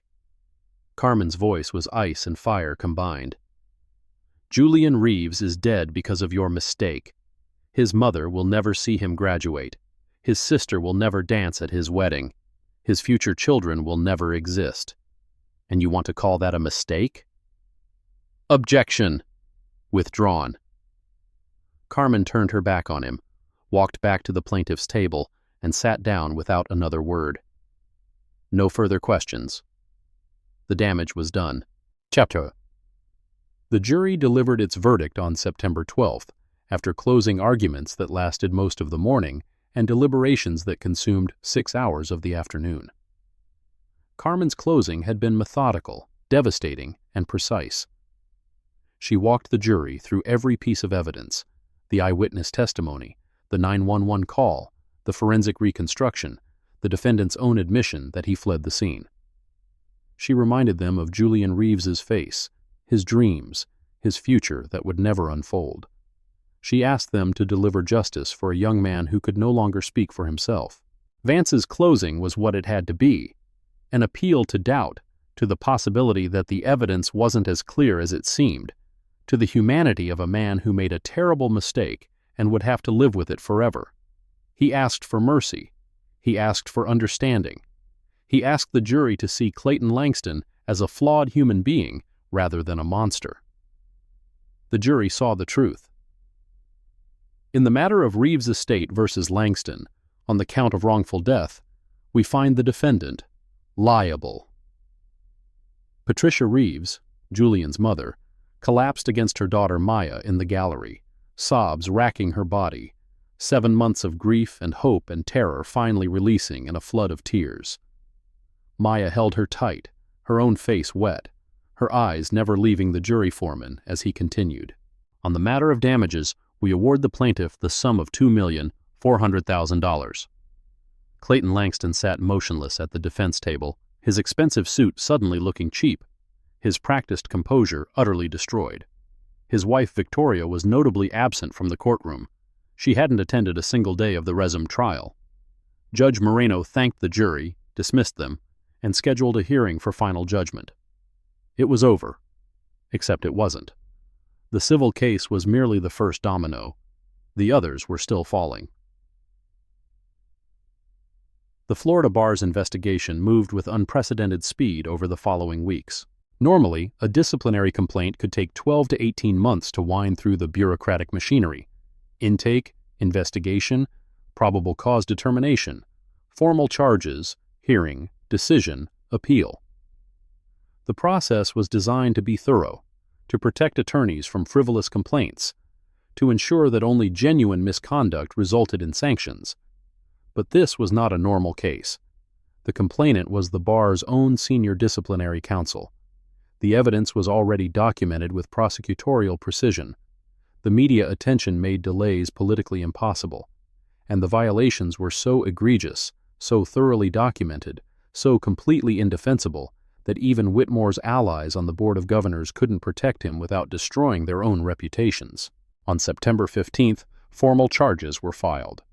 On September 18th, Whitmore's attorney, Richard Corbett, a specialist in bar defense, who had represented dozens of attorneys facing discipline, filed a motion to dismiss. It was denied within 48 hours.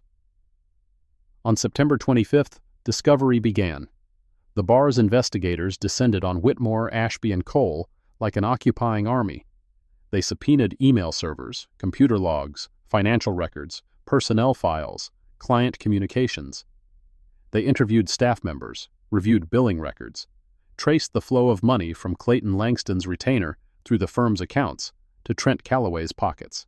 Marcus Bryn, the junior associate who had created the fabricated criminal record, resigned on September 27th, one day before his scheduled deposition. His resignation letter was 2 sentences.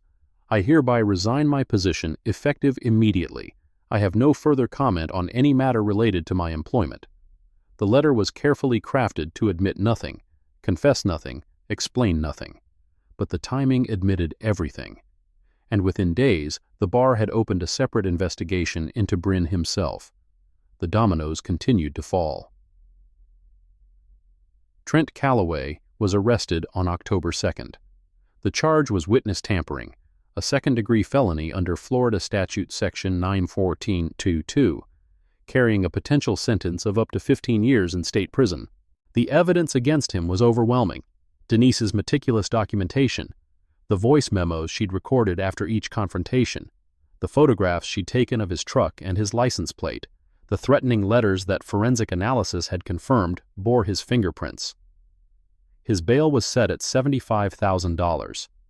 He made it within 6 hours, posting bond through a company that specialized in representing clients who had resources and connections. But the arrest itself sent shockwaves through everyone connected to the case. Because Calloway wasn't just a private investigator who had crossed a line. He was a link in a chain that connected Preston Whitmore to Deputy Marcus Webb, to Victoria Langston, to the as-yet unknown individuals who had orchestrated the entire campaign of intimidation. The state attorney's office announced it was expanding its investigation to include all individuals who may have participated in the alleged conspiracy to intimidate or obstruct a witness in the Langston matter. The walls were closing in, and they were closing fast. Denise met Gerald Fontaine at their usual restaurant on October 8th, 10 days before the disciplinary hearing was scheduled to begin. The same private booth, the same dim lighting, the same sense of gravity that had characterized all their meetings over the past months. But something was different this time. The stakes had shifted. The case had grown beyond anything either of them had anticipated. Fontaine slid a folder across the table. The hearing is scheduled for October 18th. Maria will present the bar's case. You'll be witness number 4. Denise opened the folder and reviewed its contents. Witness list, exhibit list, timeline, legal arguments. Everything was in order. Everything was exactly as she would have prepared it herself. Corbett is going to focus on entrapment, Fontaine continued. He's already filed motions arguing that you had a duty to disclose your position once you realized Whitmore was engaging in misconduct. He'll claim you deliberately concealed your identity to bait him into violations. There's no such duty. Disciplinary counsel aren't required to identify themselves in every interaction. I was subpoenaed as a witness, not as a prosecutor. My professional role was irrelevant to my testimony about the accident. I know. But he'll try to create sympathy for Whitmore. Poor Preston, targeted by a bar prosecutor who set a trap and waited for him to fall into it. He fell into a trap of his own making. I just documented the fall. Fontaine studied her across the table, his expression unreadable. Denise, I've known you for 15 years. I've watched you prosecute over 200 attorneys. I've never seen you lose, but I've also never seen you in the position you're in now. Which is? The victim. He leaned forward, his voice dropping. You're not presenting this case, you're living it. That changes the psychological dynamic. It changes how you process the attacks, the accusations, the attempts to make you the villain in this story. I'm prepared. Are you? Because Corbett is very, very good at what he does. He's going to try to make you angry. He's going to try to make you defensive. He's going to try to make you look like an obsessed prosecutor who finally got caught abusing her power. Denise met his eyes and held them. Gerald, for 4 months, I was followed. I was threatened. I was stalked. I received anonymous letters telling me they knew where I slept. I watched a fabricated criminal record destroy my reputation in the press. I sat in a courtroom while a man questioned whether my race made me an unreliable witness. I documented every single incident. I didn't lose my temper. I didn't make mistakes. I didn't give them a single thing they could use against me. She paused. Do you really think I'm going to start now? Fontaine was quiet for a long moment. No, he said finally. I don't suppose you are. The discovery process yielded its most devastating evidence on October 10th. Among the documents recovered from Whitmore's firm was an email chain, previously deleted, extracted from the server's backup systems by forensic analysts who knew exactly where to look and what to look for. Maria Esperanza forwarded it to Denise with a single line of commentary. This is what we needed. The emails were short, direct, damning. From Preston Whitmore to Marcus Bryn, June 26, 2024, 11:47 p.m. The background check came up empty. Need something stronger. Find a conviction. Fraud would be ideal. Make it look authentic. From Marcus Bryn to Preston Whitmore, June 27, 2024, 8:15 a.m. Understood. I know someone who can help. Should have something by end of day tomorrow. From Preston Whitmore to Marcus Bryn, June 28, 2024, 6:32 p.m. Got it. Perfect. File it with the emergency motion Monday. 37 words in that first email. 37 words that proved knowing fabrication. 37 words that transformed a disciplinary violation into potential criminal fraud. The bar forwarded the emails to the state attorney's office that same day. Criminal charges against Preston Whitmore III were now officially on the table. Victoria Langston filed for divorce on October 12th. The petition cited irreconcilable differences and requested an equitable division of marital assets. The Belliere Shore estate, the hedge fund holdings, the investment properties, the art collection, the fleet of luxury vehicles including the Mercedes that had killed Julian Reeves.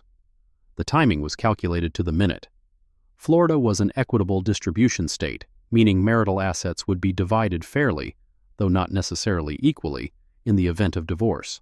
If Clayton faced additional legal exposure, criminal charges for vehicular homicide remained theoretically possible, Victoria wanted her share of the fortune protected before any potential forfeiture or civil judgment could touch it.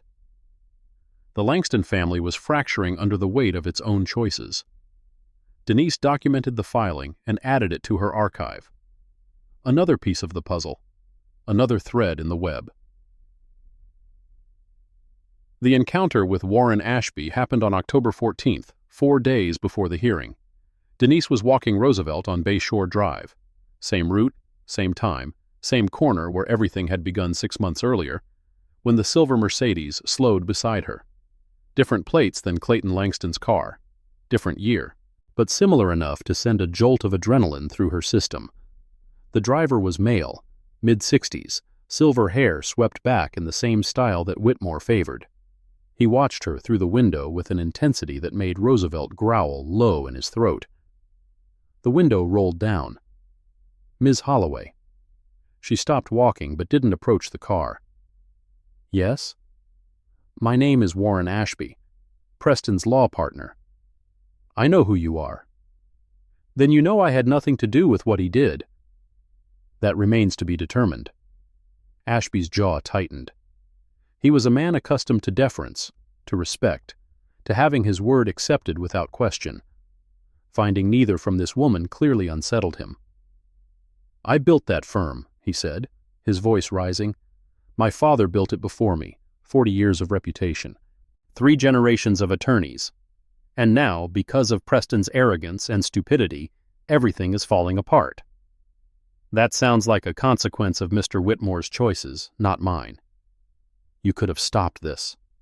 He was almost pleading now. You could have identified yourself at the deposition. You could have given him a warning, let him course correct. Instead, you sat there in silence and let him destroy himself. Denise stepped closer to the car, her voice dropping to a dangerous register. Mr. Ashby, your partner fabricated evidence. He coordinated witness intimidation. He engaged in racially discriminatory conduct in open court. He paid a sheriff's deputy for information about me. Those aren't mistakes that deserve warnings. Those are deliberate choices that deserve consequences. His career will be destroyed. Yes. His family will be destroyed. That's not my responsibility. Don't you feel anything? The question hung in the air between them. I feel, Denise said slowly, that Mr. Whitmore had dozens of opportunities to stop, to recognize what he was doing was wrong, to choose differently. He didn't take a single one of them. Not when he questioned my background at the deposition, not when he sent Calloway to follow me, not when he filed the fabricated document, not when he stood in that courtroom and implied my race made me an unreliable witness. She leaned in closer. He had every chance to be a decent human being. He chose not to be. That's not my responsibility, Mr. Ashby. It's his. The window rolled up. The Mercedes drove away. Roosevelt stopped growling. Denise noted the encounter in her documentation and continued her walk. The threatening letter arrived on October 16th, 2 days before the hearing. It wasn't anonymous this time. It was hand-delivered, slipped under her door while she was at work, and contained a single photograph. Her bedroom window, taken at night. The light visible through the curtains, showing exactly when she went to bed and when she turned off the lamp. On the back, written in the same black marker as the previous message, "The hearing won't change anything. We know where you sleep." She photographed everything with the mechanical precision of someone who had done this too many times to count. Then she called Carmen. "I need somewhere to stay for the next week." "Done. Guest room is yours. I'll have it ready by tonight." "Thank you." "Denise." Carmen hesitated. "Are you okay?" "I'm fine." "That's not what I asked." Silence stretched between them, filled with everything Denise couldn't bring herself to say. "I'll be okay," she said finally, "after this is over." "And if it's never over?" "Then I'll adapt. I always do." The disciplinary hearing began on October 18th in the formal hearing room at Florida Bar headquarters in Tallahassee. The room was designed to intimidate. Dark wood paneling that absorbed light and sound. A raised dais where the 5-member panel sat in judgment like robed gods deciding the fate of mortals. A witness stand positioned so that everyone in the room could see every reaction, every hesitation, every flicker of uncertainty on the face of whoever occupied it. Denise had been in this room hundreds of times over her 15-year career. Usually, she sat at the prosecutor's table, presenting evidence, questioning witnesses, building the cases that ended careers and destroyed reputations.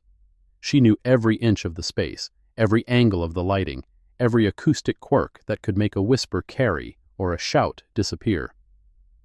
Today, she sat in the gallery, 3rd row from the front, watching. Preston Whitmore entered at 8:52 in the morning, 8 minutes before the hearing was scheduled to begin. He looked diminished, smaller than he had appeared in the courtroom, as if the weight of what was coming had already begun to compress him. The silver hair was still swept back, but it seemed grayer now, thinner. The signet ring was still on his finger, but his hands trembled slightly as he adjusted his jacket. The arrogance that had radiated from him during the deposition, during the trial, during every moment of his assault on Denise's credibility. It was gone, replaced by something that looked almost like fear. Richard Corbett walked beside him, carrying a briefcase that probably contained motions that wouldn't work and arguments that wouldn't persuade. But he moved with the confidence of a man who had defended attorneys in disciplinary proceedings for 30 years and won more often than he lost. He, at least, still believed victory was possible. Maria Esperanza sat at the prosecutor's table with 3 inches of files stacked before her and 7 witnesses on her list. She didn't look at Whitmore as he took his seat at the respondent's table. She didn't need to. She had already won this case. All that remained was the formality of proving it. The panel chair, Judge William Harrison, retired from the 4th District Court of Appeal, known throughout Florida's legal community for his impatience with nonsense, called the proceedings to order at precisely 9 o'clock. This is a formal disciplinary hearing in the matter of the Florida Bar versus Preston Whitmore III, bar number 287456. The respondent is charged with violations of Rules 484C, 43.4b, and 48.4d of the rules regulating the Florida Bar. General Counsel, you may proceed with your opening statement. Maria rose. Thank you, Mr. Chairman. She turned to face the panel, 5 faces weathered by decades of legal experience, 5 pairs of eyes that had seen every excuse and every justification and every attempt to minimize misconduct that attorneys could devise. This case is about choices, she began. Every day attorneys make choices. How to advocate for their clients, how to treat opposing parties, how to conduct themselves in the pursuit of justice. Those choices define us. They reveal who we are when no one is watching, when the stakes are high, when winning seems more important than ethics. She paused, letting the words settle. Preston Whitmore III made a series of choices over a 4-month period that violated the most fundamental obligations of our profession. He chose to fabricate evidence, directing his associate to create a fraudulent criminal record to destroy the credibility of a witness whose only crime was telling the truth. He chose to coordinate witness intimidation, hiring a private investigator who stalked, threatened, and terrorized a woman in her own home. He chose to engage in racially discriminatory conduct, using deposition questioning to imply that a black woman's testimony couldn't be trusted because of where she came from. Maria's voice hardened. And he chose to do all of this not in service of justice, but in service of protecting a wealthy client who had killed a young man in a hit-and-run and fled the scene without a moment's hesitation. She turned to look directly at Whitmore. What Preston Whitmore did not know, what he could not have known, was that the witness he targeted was Denise Holloway, the senior disciplinary counsel for this bar. She has spent 15 years investigating and prosecuting attorneys who engage in exactly this kind of misconduct, and she documented every violation, every threat, every lie with the precision that has made her the most successful disciplinary prosecutor in Florida history. She returned her gaze to the panel. The respondent will argue entrapment. He will claim that Ms. Holloway concealed her identity specifically to trap him. But entrapment requires inducement, requires the prosecutor to encourage misconduct that wouldn't otherwise occur.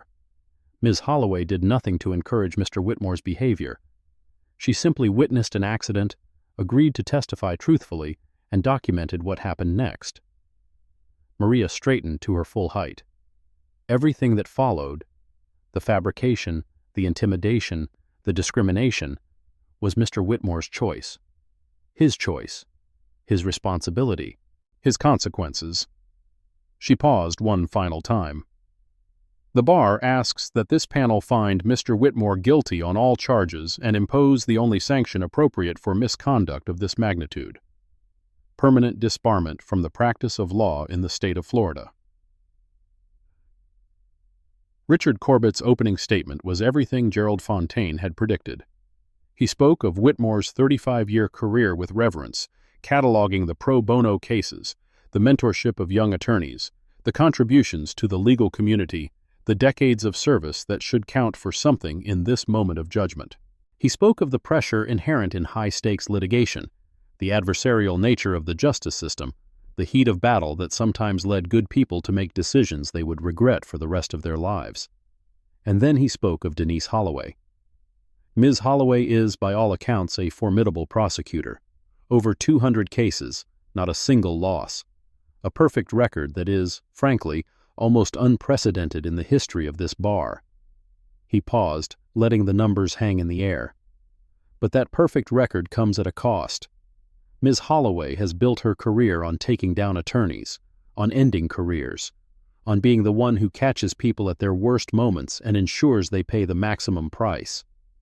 He turned to look at the gallery where Denise sat, her face revealing nothing. When Ms. Holloway was subpoenaed as a witness in the Langston case, she had a choice. She could have identified herself immediately, told opposing counsel that the witness they were about to depose was, in fact, the senior disciplinary prosecutor for the Florida Bar. She could have created an environment where Mr. Whitmore knew his conduct was being observed by someone with the power to end his career. But she didn't. Instead, she stayed silent.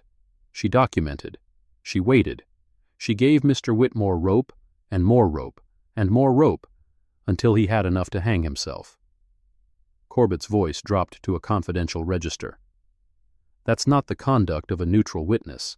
That's the conduct of a prosecutor looking for her next case. And we submit that any misconduct that occurred in this matter was, at least in part, the product of Ms. Holloway's deliberate decision to conceal her identity and bait a trap. The battle lines were drawn. The evidence was about to be presented. And both sides understood that what happened over the next 3 days would determine whether Preston Whitmore spent the rest of his life as a disgraced former attorney, or walked away with his license intact. The testimony unfolded over 3 devastating days. Dr. Lydia Fong, the forensic document examiner, walked the panel through the fabrication with technical precision. The metadata showing the document was created on June 28, 2024, 8 years after the alleged conviction date. The font discrepancies that didn't match Duval County's standardized formatting, the case number format that violated the county's post-2015 numbering system, the missing certification seal that every authentic court record would contain. Dr. Fong, in your expert opinion, is this document authentic? No, it is a fabrication. Created on a computer registered to Whitmore, Ashby & Cole approximately 6 weeks before it was filed with the court. Corbett's cross-examination tried to suggest that someone else at the firm might have created the document without Whitmore's knowledge. Dr. Fong dismantled the argument with a single reference to the recovered email chain. The emails show Mr. Whitmore personally directing Mr. Bryn to create a fraudulent conviction record. The document was created the following day on Mr. Bryn's assigned workstation. The chain of evidence is unbroken. The bar's forensic computer analyst presented the email chain itself, explaining in detail how deleted messages had been recovered from multiple backup systems, how metadata had been verified, how the chain of custody had been maintained throughout the investigation. The panel read the emails in silence. Find a conviction. Fraud would be ideal. Make it look authentic. Got it. Perfect. File it with the emergency motion Monday. 37 words that sealed Preston Whitmore's fate. Carmen Reyes testified about the deposition, the questions about Denise's background, the implication that her race affected her reliability as a witness, the pattern of conduct that revealed Whitmore's true intentions. Did you object to this line of questioning? Yes, I said the implication was offensive. And how did Mr. Whitmore respond? He withdrew the question, but he said, for now, like he was planning to come back to it later, like he was just waiting for a better opportunity. Denise took the stand on the afternoon of the second day. The oath was administered. The room fell silent. Every eye in the chamber focused on her as she settled into the witness chair and faced the panel. Maria approached slowly. Please, state your name and occupation for the record. Denise Holloway, Senior Disciplinary Counsel, the Florida Bar. How long have you held that position? 15 years. In those 15 years, how many disciplinary cases have you prosecuted? 217. How many of those cases resulted in findings of misconduct? All of them. Maria let the number resonate through the room before continuing. Ms. Holloway, please describe how you became involved in the Langston matter. Denise began at the beginning. April 14th, the accident. The sound of impact that still echoed in her dreams. The 911 call she made while kneeling beside Julian Reeves's broken body. The subpoena that arrived 3 weeks later, dragging her into a legal battle she never sought. She described the deposition, Whitmore's questions about her background, the implication, never quite stated directly but unmistakable in its intent, that her race made her testimony unreliable. She described the surveillance, the gray truck outside her townhouse for 3 consecutive days, the parking garage confrontations, the threatening letters telling her they knew where she slept. She described the fabricated document, the moment she saw it and recognized immediately that the case number format was wrong, the realization that someone had manufactured a criminal record to destroy her credibility. Why didn't you identify yourself at that point, Ms. Holloway? Because disclosure would have compromised the documentation. Can you explain what you mean? Under Bar Rule 48.4, misconduct must be thoroughly documented before formal proceedings can begin. If I had revealed my position, Mr. Whitmore would have immediately modified his behavior. Evidence would have been destroyed. Co-conspirators would have been warned. The full scope of the misconduct, which, as we now know, extended to a private investigator, a sheriff's deputy, and at least one junior associate, would never have been established. So you chose to continue documenting? Yes. Every incident, every threat, every violation, for 4 months, because that's what the situation required. That's what justice required. Maria nodded slowly. What happened on September 3rd, 2024? Denise described the courtroom, the resumed cross-examination. The moment Whitmore asked what she did for a living, clearly expecting her to say something that would help him attack her credibility. And what did you say? I told him the truth. I said I was the senior disciplinary counsel for the Florida Bar, that I investigate and prosecute attorney misconduct. What was his reaction? He asked for a moment, then he attempted to claim entrapment. Was it entrapment? Denise met the eyes of each panel member in turn. No, entrapment requires inducement, requires the prosecutor to encourage misconduct that wouldn't otherwise occur. I never induced Mr. Whitmore to fabricate evidence. I never induced him to coordinate witness intimidation. I never induced him to ask racially discriminatory questions. I simply witnessed an accident and told the truth about what I saw. Everything he did was his choice. Maria turned to the panel. No further questions. Corbett's cross-examination lasted nearly 2 hours. He probed every aspect of Denise's conduct, her decision to conceal her identity, her documentation practices, her motivations, her perfect record that might suggest an unhealthy obsession with prosecuting attorneys. Ms. Holloway, you have a perfect record, 217 cases, 217 findings of misconduct. That's correct. That's remarkable. In 15 years, you've never lost a single case. No. You must be very motivated to maintain that record. I'm motivated to pursue justice. The record is a result, not a goal. Is it? Corbett tilted his head. Ms. Holloway, when you were subpoenaed as a witness in the Langston case, did you see an opportunity? An opportunity for what? To add another case to your record, to take down a prominent attorney, to maintain your perfect streak. No. You didn't think, even for a moment, here's a chance to catch someone? No. I was a witness to a fatal accident. My only goal was to testify truthfully about what I saw. But that's not what happened, is it? Corbett stepped closer. You didn't just testify. You documented. You investigated. You built a case while pretending to be an ordinary citizen. I documented misconduct as it occurred. That's my professional training. That's what I've done for 15 years. What you do is prosecute attorneys. That's your job. That's your career. That's what you've dedicated your entire professional life to. His voice rose. And when you found yourself face to face with an attorney who gave you ammunition, you couldn't resist. You couldn't simply report what you saw and let someone else handle it. You had to run the investigation yourself. Denise's voice remained level. Mr. Corbett, when someone follows you to your home, when someone takes photographs of your bedroom window, when someone sends you letters saying they know where you sleep, when someone fabricates a criminal record to destroy your reputation in the press, you don't have the luxury of letting someone else handle it. You protect yourself, and the way I protect myself is documentation. Corbett tried another angle.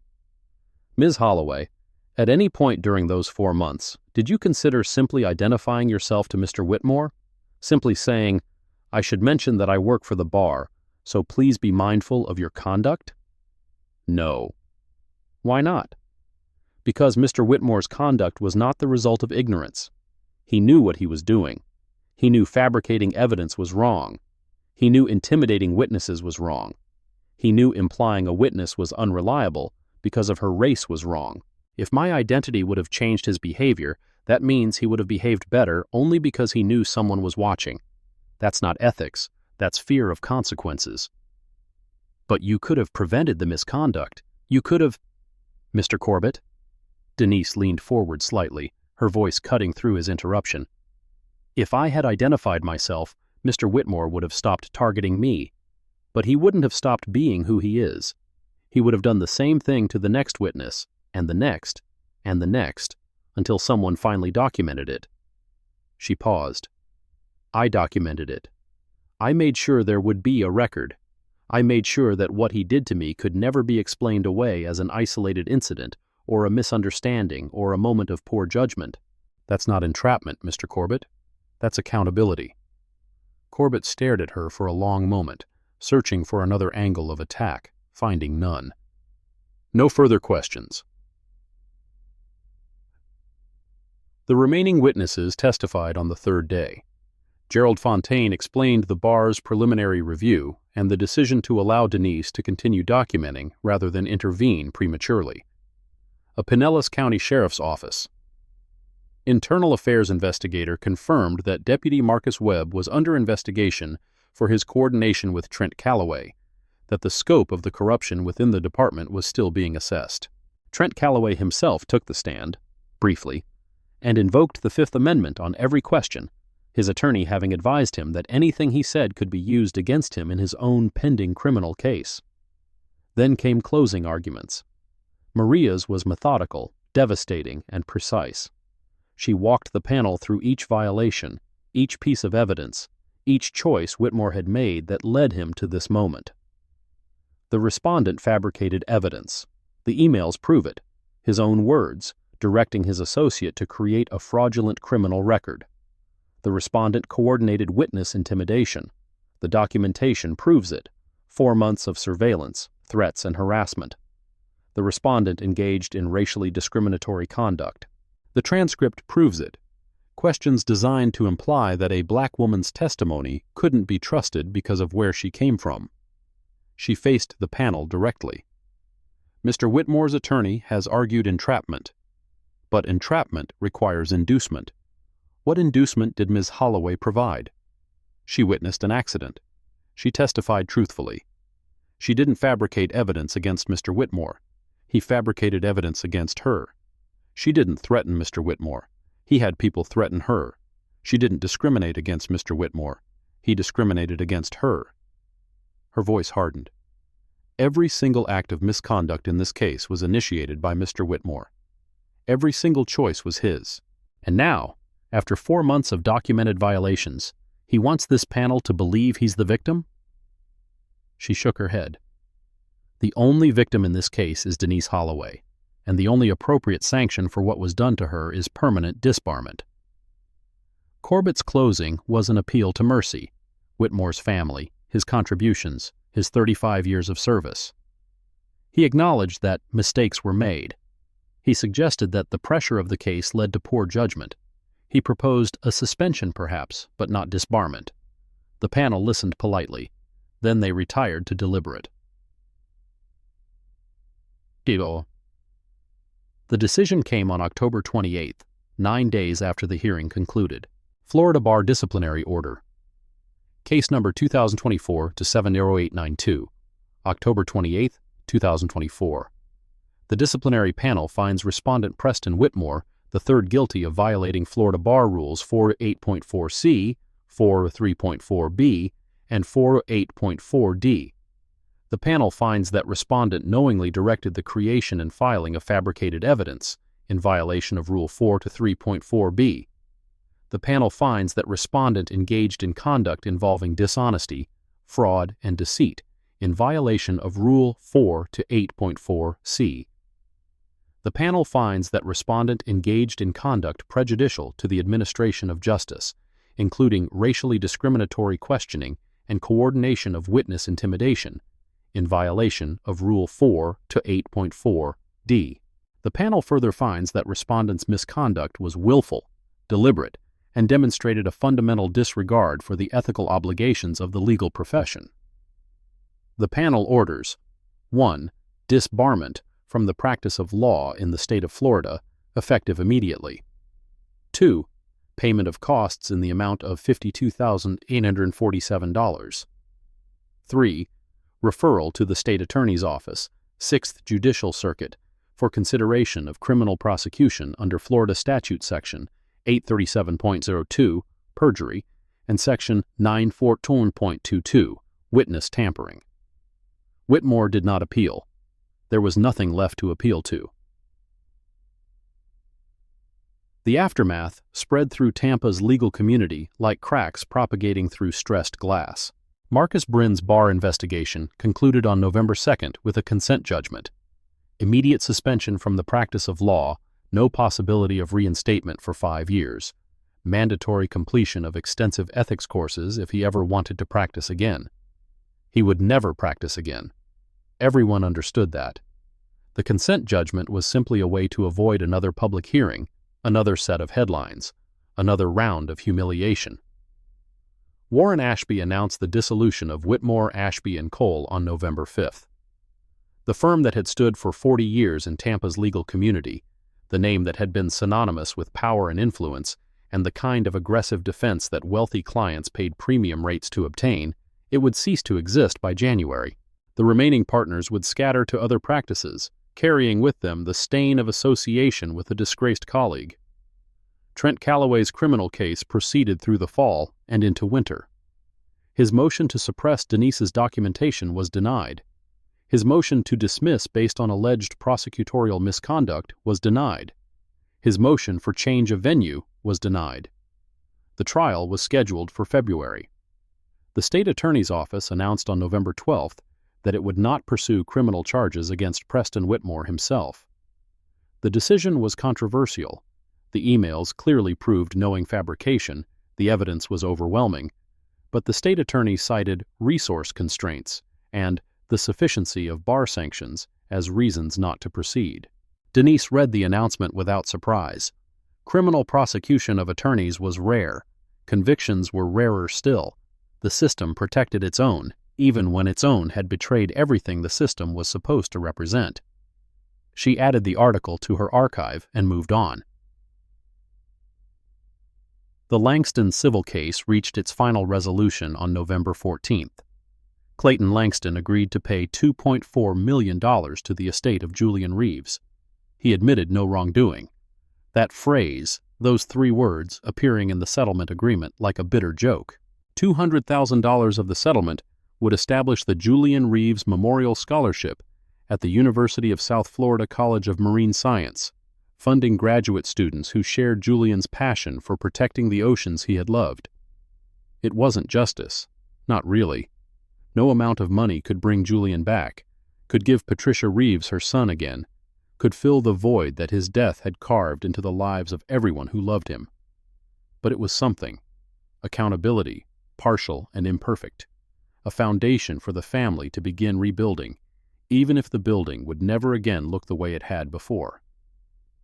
Carmen called Denise that afternoon. "It's done. I saw. Patricia Reeves wanted me to thank you. She said Julian would have appreciated what you did. I did what the situation required." "You did more than that." Carmen paused. "You know, when this started, I thought you were just a witness. A very prepared witness, sure, but still, just someone who saw something and agreed to testify." "That's exactly what I was." "No," Carmen's voice was firm. "You were the reason Whitmore's entire operation fell apart. Without your documentation, we would have lost. The fabricated record would have destroyed your credibility. The jury would have believed whatever story Whitmore sold them. Julian's family would have gotten nothing." Denise was quiet for a moment. "I appreciate that, Carmen. I do. But the system still protected Langston. He killed a young man and walked away with nothing but a check to write. Whitmore is disbarred, but he'll never face criminal charges. Crane is still on the bench. The deputies who were paid for information are on administrative leave, not in jail. That's not your fault. No, but it's still the reality. partial justice, incomplete accountability, the best we could get. Sometimes, Carmen said softly, the best we can get is enough. Sometimes, Denise agreed. Sometimes.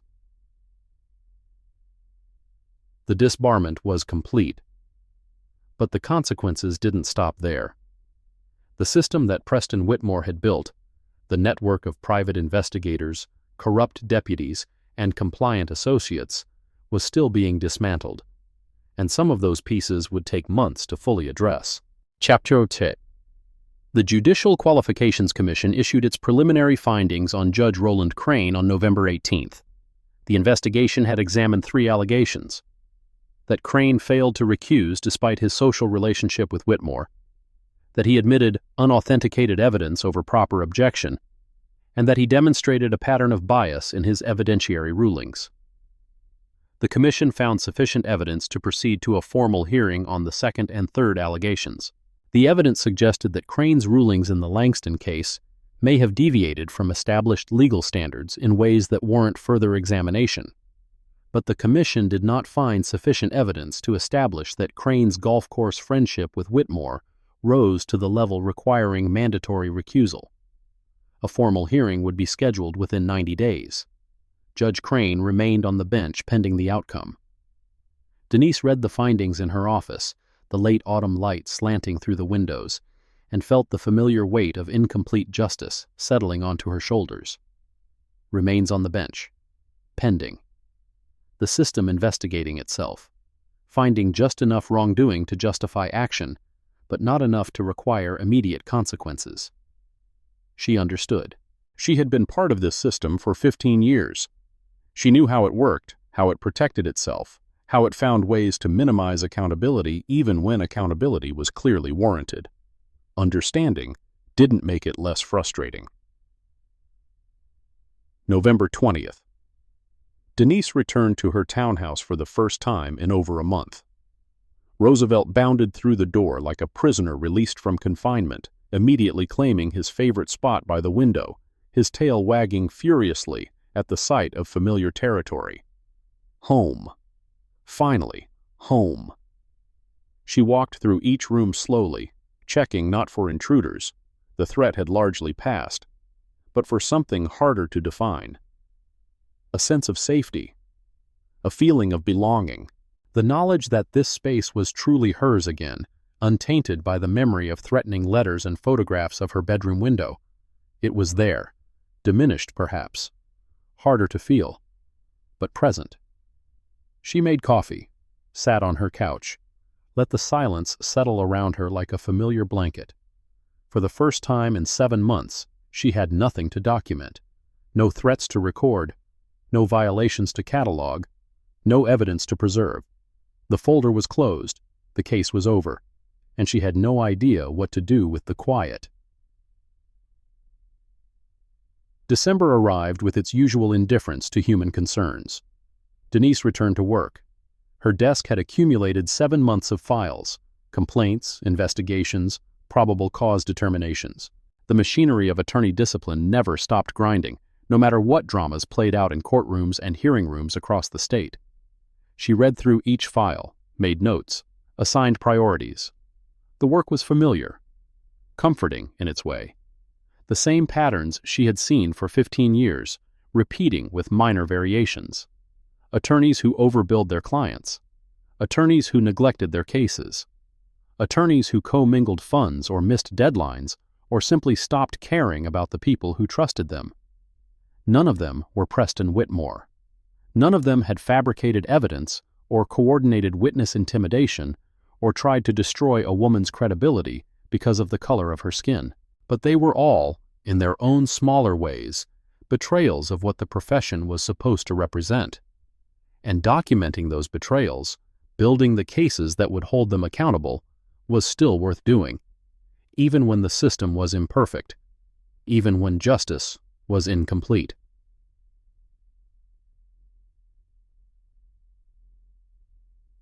The redacted memo remained a mystery. On December 3rd, Denise received another response to her public records request regarding the Internal Sheriff's Office memorandum dated April 18, 2024, 4 days after the accident, before anyone knew the case would become what it became. The memo remained exempt under Florida Statute Section 119.0712c, the active investigation exemption. The requester could appeal or submit a new request after the referenced investigation concluded. But what investigation? The civil case was over. The bar proceeding was complete. Callaway's criminal case was moving forward on a separate track. What was still being investigated? Denise filed the response in her archive, made a calendar note to request again in 6 months. Some mysteries took time to solve. Some never got solved at all. That, too, was part of the reality she had learned to accept. Sheltuk. The anonymous emailer who had provided the MAC address information never came forward. Carmen had spent weeks trying to trace the account, working with technical consultants, following digital breadcrumbs, exploring every possible lead. Dead ends, encrypted servers, no identifying information. Someone inside that firm wanted Whitmore to fall, Carmen said over coffee one December afternoon. Someone who knew exactly where to look and what to find. Or someone wanted us to think that. What do you mean? The information was accurate, but accurate information from an anonymous source isn't always friendly. It could be positioning, creating debt, establishing leverage for something later. That's paranoid. That's experience. Carmen studied her across the table. Do you trust anyone, Denise? I trust evidence. That's not the same thing. No, Denise agreed. It's not. A letter arrived on December 15th. Not threatening, not anonymous. A return address in St. Petersburg, handwriting that trembled slightly. The hand of someone old, or grieving, or both. Dear Ms. Holloway, I don't have the words to thank you properly. You didn't have to do what you did. You could have walked away. You could have decided that testifying wasn't worth the harassment, the threats, the destruction of your reputation in the press. But you stayed. You documented. You fought. Julian would have admired you. He was stubborn like that, principled, unwilling to back down when he believed something was right. He got that from his father, maybe. Or from me. I'm not sure anymore. The scholarship in his name means everything to me. $200,000 to help other students study the ocean he loved. It won't bring him back. Nothing will. But it means his death wasn't meaningless. It means something good came from something terrible. I know you probably receive letters like this often. I know you're busy with important work. But I wanted you to know that what you did mattered. To me. To Maya. To everyone who loved Julian. Thank you for giving my son's death meaning. With gratitude, Patricia Reeves. Denise read the letter 3 times.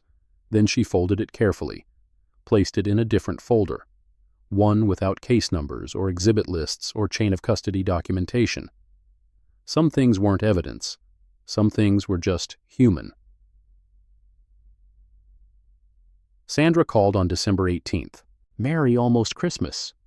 Same to you. Are you coming home this year? The question hung in the air between them, weighted with years of distance, years of excuses, years of choosing work over family without ever quite admitting that was what she was doing. I'm not sure. Denise. Her sister's voice softened. I saw the news. I know what happened. All of it. I'm proud of you. But I'm also worried. There's nothing to worry about. You never call. You never visit. You never let anyone in. Sandra paused. You spend your whole life documenting other people's mistakes. When do you get to live your own life? The words hit harder than Denise expected. I've been busy. You've been hiding. There's a difference. Silence stretched between them. I'm not asking you to explain everything, Sandra continued. I'm not asking you to process or share or do whatever the therapists say we're supposed to do. I'm just asking you to show up. Christmas dinner, Mom's recipe for sweet potato pie. Marcus and the kids running around like crazy people. Normal family stuff. I'll think about it. That means no.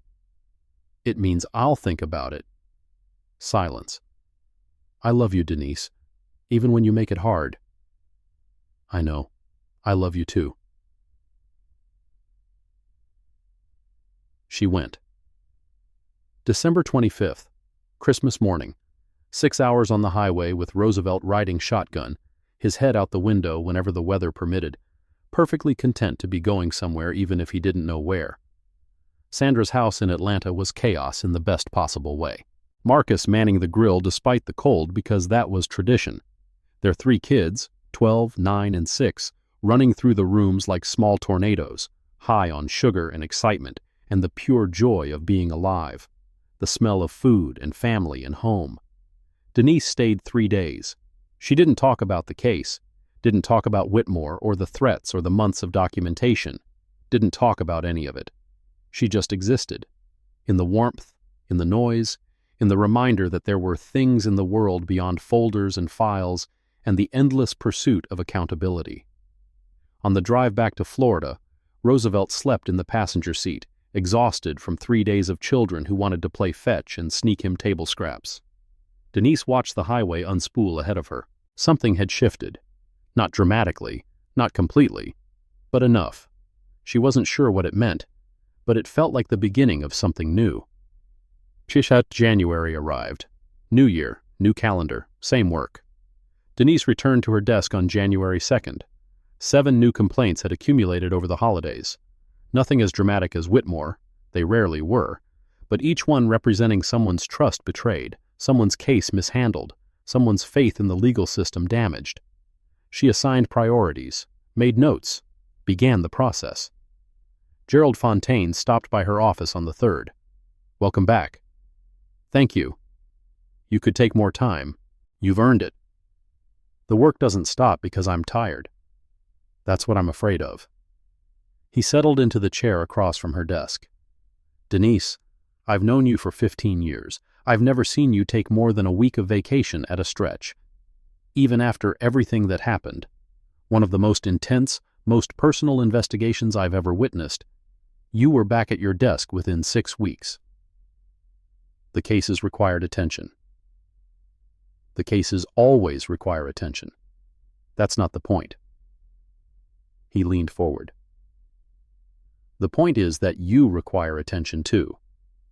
And if you let this work consume everything else, if you make it the only thing, you won't be able to do it anymore. You'll burn out, or worse. Denise considered his words. I appreciate the concern, but this is what I'm good at.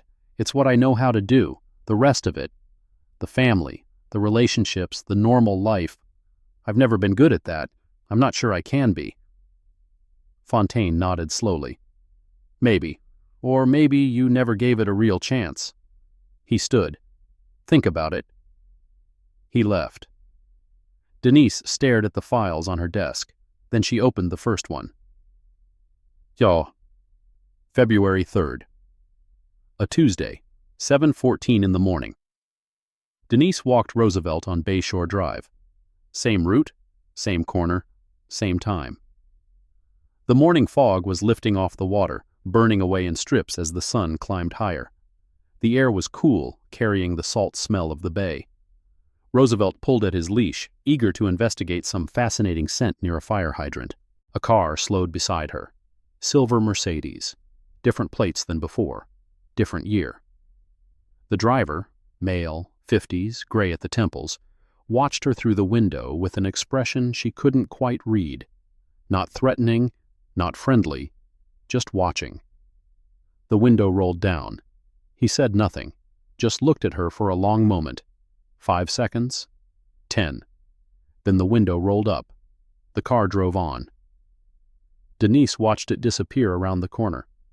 She didn't reach for her notebook, didn't pull out her phone to document the encounter. But her hand moved to her pocket, where the notebook always was. Roosevelt looked up at her, waiting for the walk to continue. It's okay, she told him. Probably nothing. She didn't entirely believe it, but she started walking anyway. Chapter. Trent Calloway was convicted on February 10th. The trial lasted 4 days. The evidence was overwhelming. Denise's documentation, the forensic analysis of the threatening letters, the testimony of multiple witnesses who had observed his surveillance activities. The jury deliberated for less than 3 hours. Guilty. Witness tampering. Second-degree felony. Sentencing was scheduled for March. He would receive 18 months in state prison, with credit for time served. One more consequence delivered. One more piece of the puzzle resolved. Carmen texted on February 14th. Happy Valentine's Day. I know it's not your thing, but I wanted you to know I'm thinking about you. Denise stared at the message for a long moment, then typed back, thank you. Same to you. A pause. Carmen, dinner sometime? Not work, just dinner. Denise considered the offer, the implications, the risks, then typed, I'd like that. Carmen, Wednesday? Denise, Wednesday works. Carmen, it's a date. Not a date, just dinner. Unless you want it to be a date. I'm rambling. Ignore me. Despite herself, Denise smiled. Gag. The dinner happened on February 20th, a small Italian place in Ybor City, quiet, unpretentious. The kind of restaurant where the food mattered more than the decor and no one came to be seen. Carmen was already there when Denise arrived. Same sharp eyes, same tired posture, but something softer around the edges now, something that hadn't been there during the trial. You came.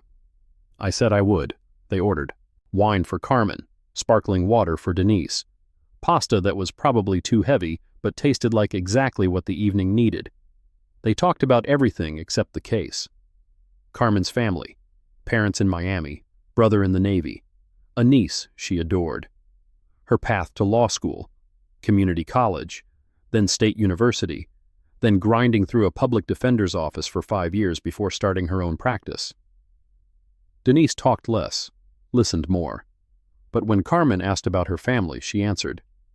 1 sister, Sandra, Atlanta, 3 kids. Her husband Marcus is a firefighter. Good people. Do you see them often? Not often enough. I'm working on it. Carmen smiled. The great Denise Holloway, working on something she's not already perfect at. I'm impressed.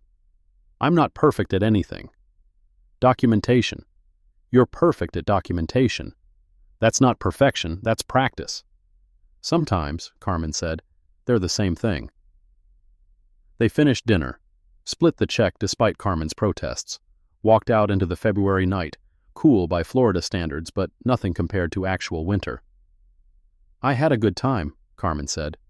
So did I. We should do this again. Yes. A pause. Denise? Carmen hesitated. I know this isn't easy for you. The personal stuff. The letting people in stuff. But I want you to know that I'm not going anywhere. However this goes. Whatever it is or isn't. I'm here. Denise didn't respond immediately. Then she reached out, took Carmen's hand, held it. Thank you. For what? For not giving up. March brought the sentencing hearing for Trent Calloway and the formal JQC hearing on Judge Roland Crane. Calloway received 18 months, as expected. He would serve his time and emerge a convicted felon, his career as a private investigator destroyed, his name forever associated with the Whitmore scandal. Crane's hearing lasted 3 days. Denise testified on the second day, describing his rulings from the witness's perspective. The fabricated document admitted over objection, the motion to compel denied despite clear evidence of fraud, the ex parte scheduling that gave the defense everything it wanted. The commission's ruling came on April 22nd. Public reprimand. 20 hours of continuing judicial education. 2 years of monitoring. Judge Crane retained his position on the bench, the system protecting its own, as it always did. Denise read the decision in her office, set it down, stared out the window at the Tallahassee skyline. Gerald Fontaine appeared in her doorway. You saw? I saw. It's not nothing. It's not enough. No, it rarely is. Silence. 15 years, Denise said quietly. 15 years of documenting, investigating, prosecuting, and still, the system finds ways to protect the people who abuse it. That's not a failure of documentation, that's a failure of will. What's the difference? The difference is that documentation creates the possibility of accountability. What people do with that possibility, whether they have the courage to act on it, that's beyond your control. Fontaine moved to sit across from her. You did everything right. Whitmore is disbarred. Bryn is suspended. Calloway is in prison. Crane is publicly reprimanded and monitored. 5 years ago, none of that would have happened. The case would have been buried. The witness would have been destroyed. The system would have protected everyone. But it still protects Crane. Partially, imperfectly, but not completely. He paused. That's progress. Slow, frustrating, inadequate progress. But progress. Denise didn't respond. The work continues, Fontaine said. It always continues. The question is whether you can continue with it. He left. She filed the decision and opened the next case. Black. A package arrived on March 15th with no return address. Inside was a USB drive and a handwritten note. You should see this. It scanned the drive for malware. Clean. The file was video.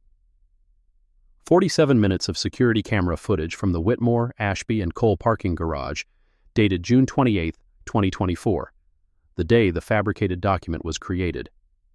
The footage showed Marcus Bryn entering the building at 6:14 in the evening, leaving at 11:42, Preston Whitmore arriving at 8:03, leaving at 9:17, and at 8:29, another figure entering the garage. A woman, blonde, pearl earrings, Victoria Langston. She walked into the building, stayed for 43 minutes, left at 9:12, 5 minutes before Whitmore. The footage didn't show what happened inside, didn't capture conversations or document exchanges, but it placed Victoria Langston at the defense attorney's firm on the night the fabricated evidence was created. The defendant's wife, in the same building, at the same time. Denise watched the footage 3 times, then called Carmen. We need to talk. The video was forwarded to the state attorney's office. They acknowledged receipt, promised to evaluate its relevance to ongoing matters. No charges were ever filed against Victoria Langston. The investigation into Clayton Langston for potential vehicular homicide quietly closed without action. Some doors, once shut, stayed shut. May arrived. Mayba, spring in Florida, which meant nothing to the weather and everything to the calendar. Denise maintained her routine. Work, Roosevelt, documentation, the occasional dinner with Carmen, which had become less occasional as the weeks passed. The Victoria Langston footage remained unexplained. The redacted sheriff's memo remained sealed. The anonymous emailer remained unknown. Loose threads, unresolved questions, mysteries that might never be solved. That was the nature of the work. You documented what you could, prosecuted what you could prove, accepted that the rest was beyond your control, and you got up the next day and did it again. May 15th, a year and 1 month since the accident. Denise walked Bayshore Drive with Roosevelt at her side, same route, same corner where she had stopped to check her watch before everything changed. The memorial for Julian Reeves was still there. A small cross, fresh flowers. Someone was still maintaining it. A photograph of Julian, laminated against the weather, showing a young man with bright eyes and a smile that suggested he had no idea how little time he had left. She stopped, looked at the photograph. I did what I could, she said quietly. It wasn't enough. It's never enough. But I did what I could. Roosevelt sat beside her, patient, waiting. After a moment, she continued walking. The case file officially closed in June. All follow-up complete, all documentation archived, all consequences, partial imperfect, real, delivered. Case closed. Whitmore, Preston III, bar number 287456. Final status: disbarred related matters. Bryn, Marcus, suspended, consent judgment. Calloway, Trent, convicted, 18 months incarceration. Crane, Roland, public reprimand, 2 years monitoring. Langston, Clayton, civil liability, $2.4 million. Webb, Marcus, administrative discipline, termination pending appeal, unresolved. Anonymous source of MAC address information, identity unknown. Sheriff's Office. Internal memo, April 18, 2024. Content sealed. Victoria Langston's presence at Whitmore firm, June 28, 2024. Unexplained. The unresolved items would remain unresolved. Some mysteries didn't get solved. Some questions never got answered. Some threads dangled forever at the edge of completed narratives, reminding everyone that real life was messier than fiction. That was the reality Denise had learned to accept. June 20th. Summer arrived in full force. Denise sat on her back porch in the evening light, watching Roosevelt chase a lizard he would never catch. The sky was fading from blue to orange to pink. The air was warm and thick with humidity. Her phone buzzed. Carmen. Dinner tomorrow? I found a new place. Thai. Extra spicy. Denise typed back. Tomorrow works. Carmen. It's becoming a habit. Denise. Is that a problem? Carmen. Not even a little. She set down the phone, watched the sky darken. Something had changed over the past year. Not dramatically, not completely, but enough. She still documented, still investigated, still pursued accountability with the same relentless precision that had defined her career. But she also answered her sister's calls now, visited Atlanta for long weekends, let Carmen into spaces she had kept closed for 15 years. It wasn't balance exactly, more like acknowledgement. That the work was important, but it wasn't everything. That documentation was powerful, but it couldn't replace connection. That justice, partial, delayed, imperfect, was worth pursuing, but so was the life that existed outside the pursuit. Roosevelt gave up on the lizard, trotted back to the porch, settled at her feet with a contented sigh. Good boy, she told him. He wagged his tail, then fell asleep. Here. 1 year later, July, another summer, another routine, another. Denise walked Bayshore Drive with Roosevelt at her side. Same corner, same time, same notebook in her pocket. The memorial for Julian Reeves was gone now, removed at some point over the winter. She didn't know exactly when. The only evidence it had ever existed was a small discoloration on the sidewalk where the flowers had been placed for month after month. She stopped at the spot, looked at the empty space where Julian's photograph had hung. Then she kept walking. Behind her, somewhere in the distance, a car engine started. She didn't turn around, but her hand moved to her pocket, where the notebook always was. Some victories are complete. This one wasn't. Preston Whitmore was disbarred. His career was destroyed. His name would be remembered as a cautionary tale, the attorney who fabricated evidence and got caught by the one person in Florida he should never have targeted. Marcus Bryn would never practice law again. Trent Calloway spent 18 months in prison thinking about the choices that led him there. Judge Roland Crane spent 2 years under scrutiny, knowing that one more misstep could end his career. Clayton Langston paid $2.4 million and kept his freedom. Victoria Langston protected her assets and moved on with her life. The system that enabled all of it remained largely intact, ready to protect the next wealthy defendant who hired the right attorney and found the right judge. Some things changed. Most things didn't. That was the nature of justice, partial, delayed, never quite enough, but real, and sometimes real was all you could get. Thank you for taking the time to watch this video today. If you found the content helpful, please remember to like and subscribe so you won't miss our upcoming episodes. If you have any questions or suggestions, feel free to leave a comment below. We are always here to listen.